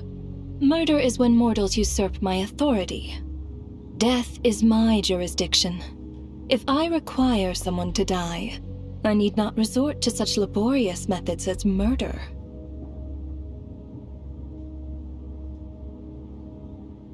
You simply met the criteria to trigger my curse of death. I know about the curse of immortality. So there's another death-related curse too? You cursed us? When? And why would you do such a thing? So often, humans pray to me, begging to know when their death will come, and what form it will take. But few people ask why. If you must have an answer, know that death comes simply because one's time has come. So you're not gonna tell us the truth? Hold your tongue. By all rights, you shouldn't even be allowed to speak with me. Those angels from the past are to blame for the reckless renovation of the ley lines here. It's made my work on this occasion infuriatingly complicated. Work? So trapping us here, making us watch our friends die, that's just another day at work for you? You clearly have a lot of questions. Fine. As a reward for your remarkable accomplishments over the past few days, I shall answer a few of your inquiries, provided they aren't too unreasonable. After the physical body dies, the soul must return to the ley lines for that person's death to be considered complete. My work encompasses the entire process of death, including, naturally, the guiding of souls into the ley lines, with which you are now so familiar. You must also be rather familiar with Natlan's Night Kingdom, I presume? It was I who supported the creation of the Night Kingdom.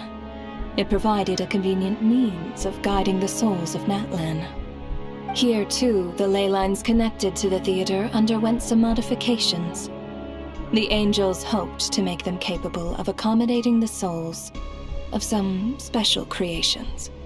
But this actually hindered their ability to accept ordinary souls to some degree. This effect manifested itself after you died from the curse in the theater, leaving you stranded in the afterlife, unable to achieve a complete death. But if souls who die from the curse of death fail to return to the ley lines within a short window of time, they will miss their chance for good. Then, they will remain forever suspended between life and death, no longer subject to the authorities of either. So if you don't resolve this matter soon, and see all our souls return to the ley lines before long, we'll escape your control. Mitya is sharp. This must be what Renova was worried might happen, and the reason she got involved to begin with. But if you have the authority to guide souls, why didn't you just show yourself and get it over with? Why hide among us in the form of Alosha? You seek to understand the mind of a god. Very well. I'll tell you. This is a theater, and I decided I wanted to watch a show about death. That's why I encouraged you to take the events to the stage. I found myself getting quite immersed. I suppose the entertainment you provided makes up for all the trouble you've caused me by being so defiant in the face of death. There. Are you happy with my answer? Can't say I am. Really? But it fits the stereotypes you humans have about gods. Just moments ago, you were complaining about how infuriatingly complicated your work here has been. Work is work, I get it. There are times when it's a huge pain, but you just have to get it done, right? That's a rather unique perspective for a human. You are in fact correct. There is a pain point in this case. Due to the obstruction in the theater's ley lines, there is a hard limit on the number of souls they can receive each day, making it impossible for me to ferry all your souls at once. Revealing my identity too soon would inevitably have led to futile resistance, and there was a risk that any souls who chose to run would disappear. Then there was the issue of the 2 lost souls you called the deceased. The way you resolved that quandary was all part of my design. That's what I don't understand. If all of us were souls of the dead, what made their presence among us special? For centuries, they have refused to return to the ley lines, exploiting the issues created by the angel civilization to resist being drawn in. Centuries of obsession accumulated during this process. You may think of this obsession as the resentment of the dead, and in this quantity, it was a bomb that could have detonated at any moment. It reached the point where I could not afford to leave it unchecked. But the only way to fix it was to help them acknowledge their own deaths, make peace with their regrets, and willingly walk into the snowstorm. Only then, with my guidance, could they finally return to the ley lines. Otherwise, you would not like to know what the consequences would have been. I vaguely remember seeing Batashka, but in the most terrifying form. Was that in a dream? Is that what would have become of her if she hadn't returned to the ley lines? I see your dreams brought you many revelations. So you see, death in fact grants wisdom to mortals. Souls connect to all things in the world and see the chain of cause and effect between them. It's nothing unusual. Anyway, giving psychological counseling to lost souls is not my strong suit. That is more of an angel's role. It was something I could not resolve directly using my authority, so I decided it was easier to leave the bomb defusal to you. Meanwhile, of course, their presence caused the souls of other members of your party to return to the ley lines each night. From where I stand, that was killing 2 birds with 1 stone. As both issues slowly resolved one another without me having to lift a finger, all I had to do was stay close by and keep the situation under control. Then use my authority to wrap things up at the end. And, of course, while I was at it, I thoroughly enjoyed watching this drama, dealing with death from a mortal perspective, play out on the stage. Sounds like you had it all figured out, Grim Reaper. I just did the math. You said there's a hard limit to the number of souls the ley lines here can receive each day. It's 2, isn't it? That much is obvious, even to a fool. It's time to review this whole affair. If the ley lines can only take in 2 people per day, I need to go over the deaths from these past few days again.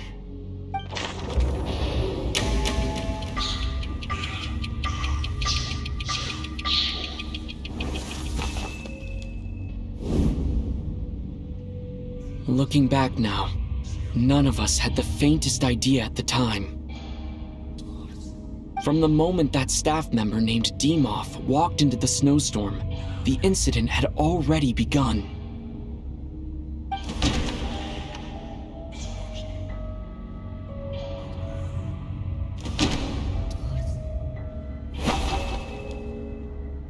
No, let me...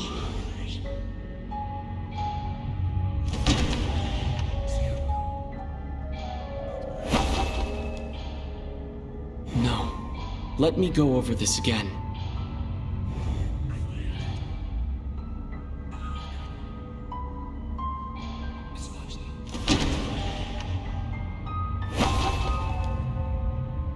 No.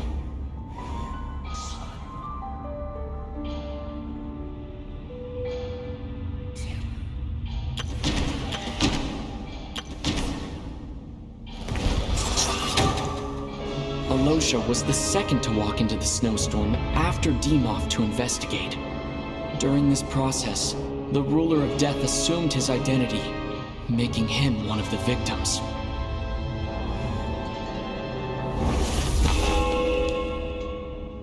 During our first night in the theater, everyone was caught up in the novelty of it all. No one could have expected there would be victims the very next morning. Despite all the confusion, and with the help of hindsight, we finally began to realize that something was amiss with the snowstorm.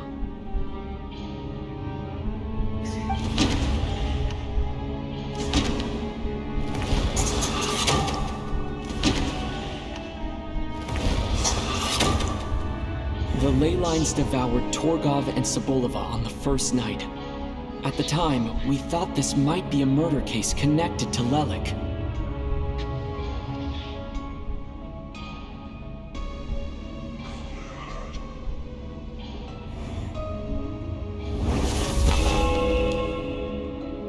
Odette and I spoke a lot that night.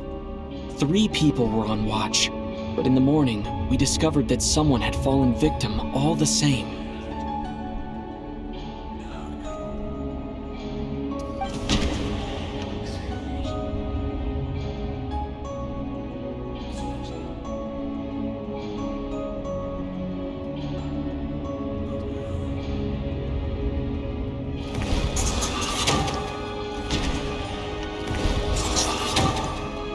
The deaths of Kulish and Rampana caused everyone to stop suspecting Lelik. Unexplainable phenomena occurred one after another, leading Mitya to suspect that we were caught up in a supernatural event.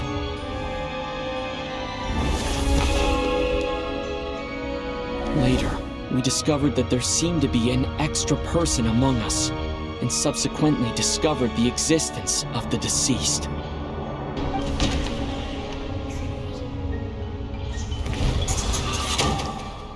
Mr. Schramm realized he was the deceased and walked into the snowstorm to return to the ley lines of his own accord.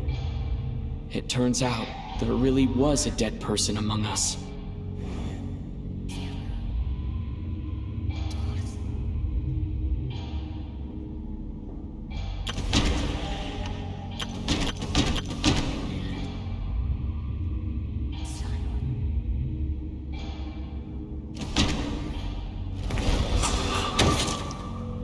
Thought it was all over, but Mr. Valeri's death was a rude awakening for everyone. The ley lines consumed him during the night regardless. A lot happened today. Mr. Valeri's death led us to discover the connection between the number of deceased and the number of victims during the night.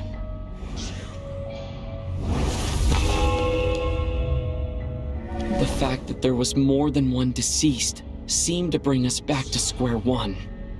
Odette revealed some information she had been keeping to herself.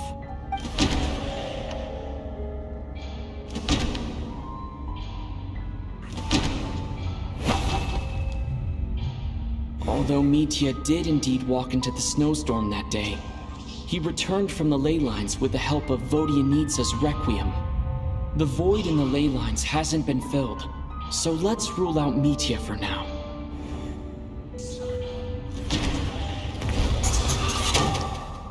Vodyanitsa was swallowed by the ley lines in her sleep, but the Requiem she sang before falling asleep was quite a game changer.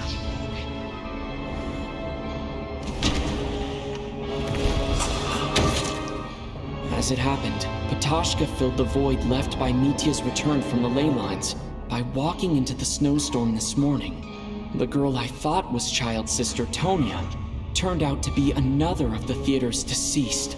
Come to think of it, Ptashka was about to walk into the snowstorm at that time, and Renova, unaware that Mitya would return, was concerned that her soul would overflow from the ley lines. That's why she used Alosha's voice to try and persuade her to stay behind. Looking back, I suppose that was an early slip-up on her part.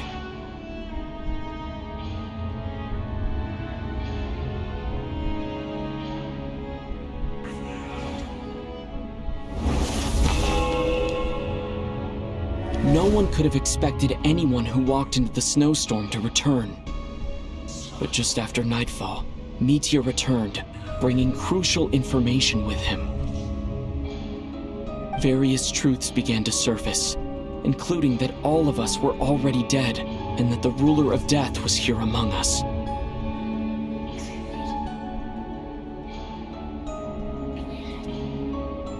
Then, after revealing her true form, Renova callously claimed 2 souls.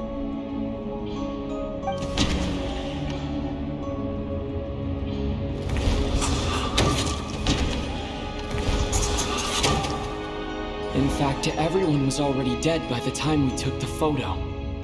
And in the days since, we've experienced many more partings in the afterlife. Now, only Mitya and I remain.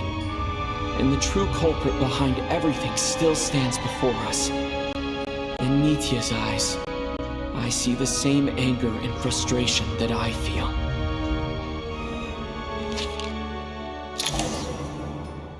That covers everything. It's all clear now. Your work isn't finished here yet, is it? The Traveler and I are still standing here, safe and sound. The Water Imp's song threw things off a little, but it is of no consequence. The ley lines have already anchored your soul, and the first ray of light tomorrow morning will take you back. I, meanwhile, need to review my attitude towards the Water Imp race. So the reunion in the night that Vodyanitsa mentioned, I suppose that was never meant to be a permanent reunion. That just leaves you, Traveler. My power only allows me to temporarily separate your soul from your body. The ley lines of Tevat would not accept you, and your soul is firmly anchored to your body by your will. For a descender like you, who is not bound by Tevat's rules, your death can only be brought through the most violent of means, such as directly destroying either your body or soul.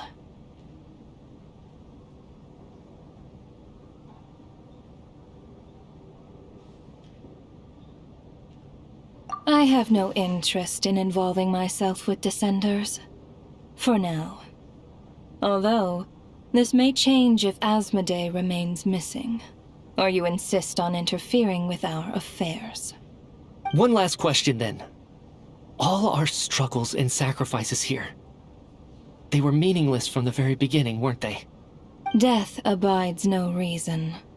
Besides, what you call sacrifice is merely a concept created by humanity. To me, it is nothing more than a self-indulgent charade in the face of death. Mere mortals fantasizing that their actions could reclaim something from my grasp. A truly laughable idea.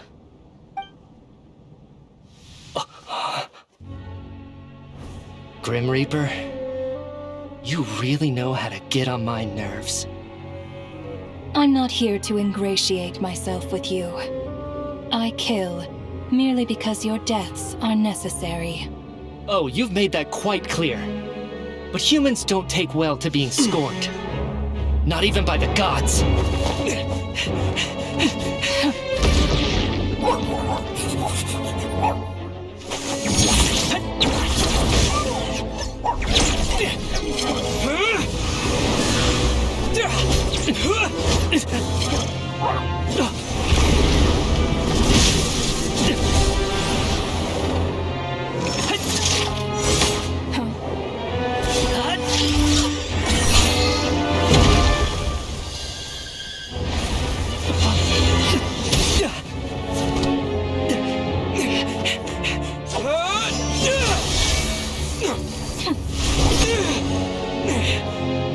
This is futile. You must know that you are powerless against me in my own domain. I suggest that you save your strength. For what? Maybe we can't change it. But if nothing else, we can at least teach you to have some respect for the dead. Audacious.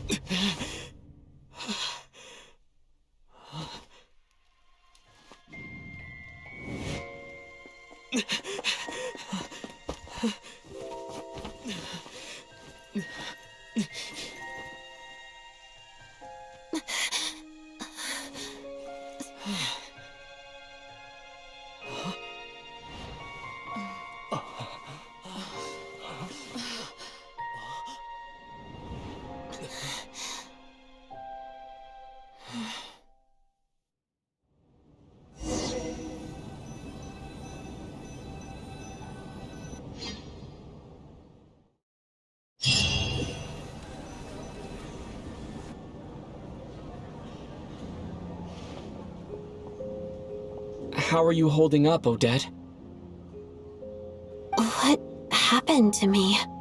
How much do you remember? What do you mean?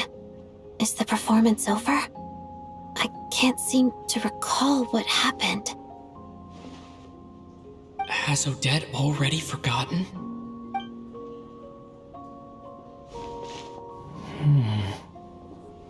Mitya? Oh, I'm sorry. I guess I spaced out there for a second. Remind me who you are? Don't you remember anything?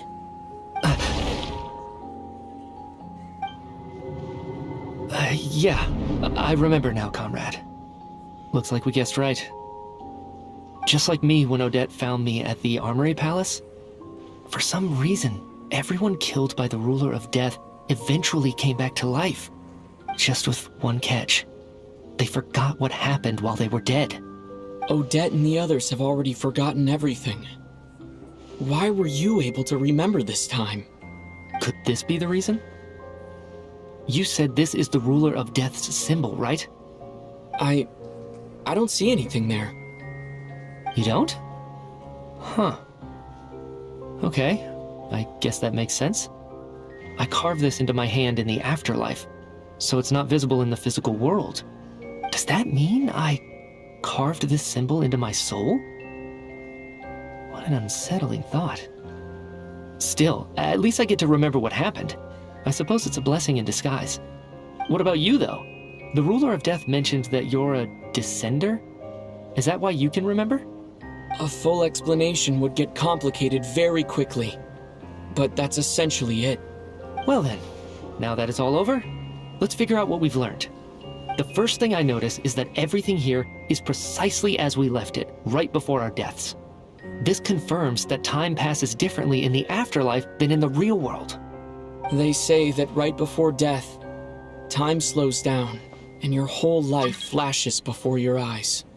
That must be how you know you have one foot in the afterlife by that point. Anyway, clearly the few days we spend in the afterlife probably only amounted to a few short minutes in the real world. This also aligns with previous reports of widespread temporary memory loss among the Armory Palace personnel.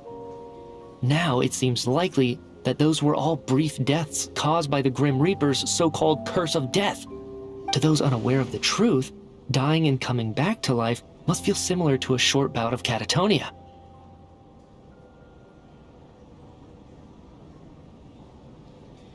This leaves me with a couple big questions. What are the conditions that trigger this so-called curse of death? And why are we resurrected after we die? If nothing else, I think it shows that killing us wasn't her ultimate goal.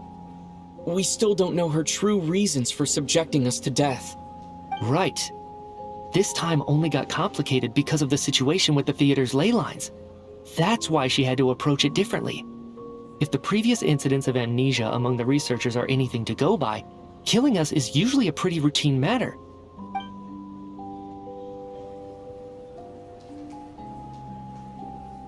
Come to think of it, wasn't I about to note something down before I died? I can't remember what it was, but I think it was something related to my research project. Sorry, Traveler. I'll catch up with you again later. Right now, I have to make a trip back to the Armory Palace. Sir, if I may, no one of your description has ever shown up in my investigations into Mr. Mitia's friends. Yet, you two seem very familiar with each other. Could you perhaps tell me where he was in such a rush to get to? And, by the way, have we ever crossed paths? Forgive the presumptuousness, but I feel a vague and indescribable sense of familiarity about you. I can explain everything. Could you help me gather everyone in the theater in one place?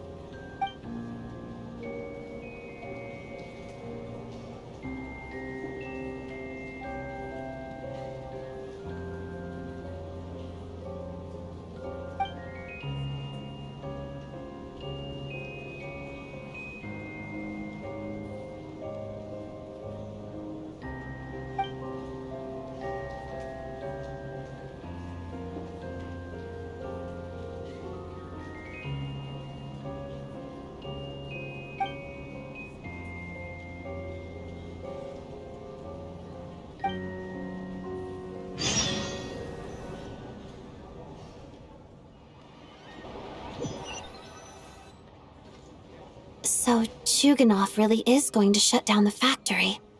I guess this theater incident actually did us some good after all. So, you said I promised to take you to the Armory Palace while we were in the afterlife, yes? I believe you. I think I even have a vague memory of it. Agreed. Let's check in on her first. The whole reason for our trip to the Armory Palace anyway is to figure out what's going on with her health.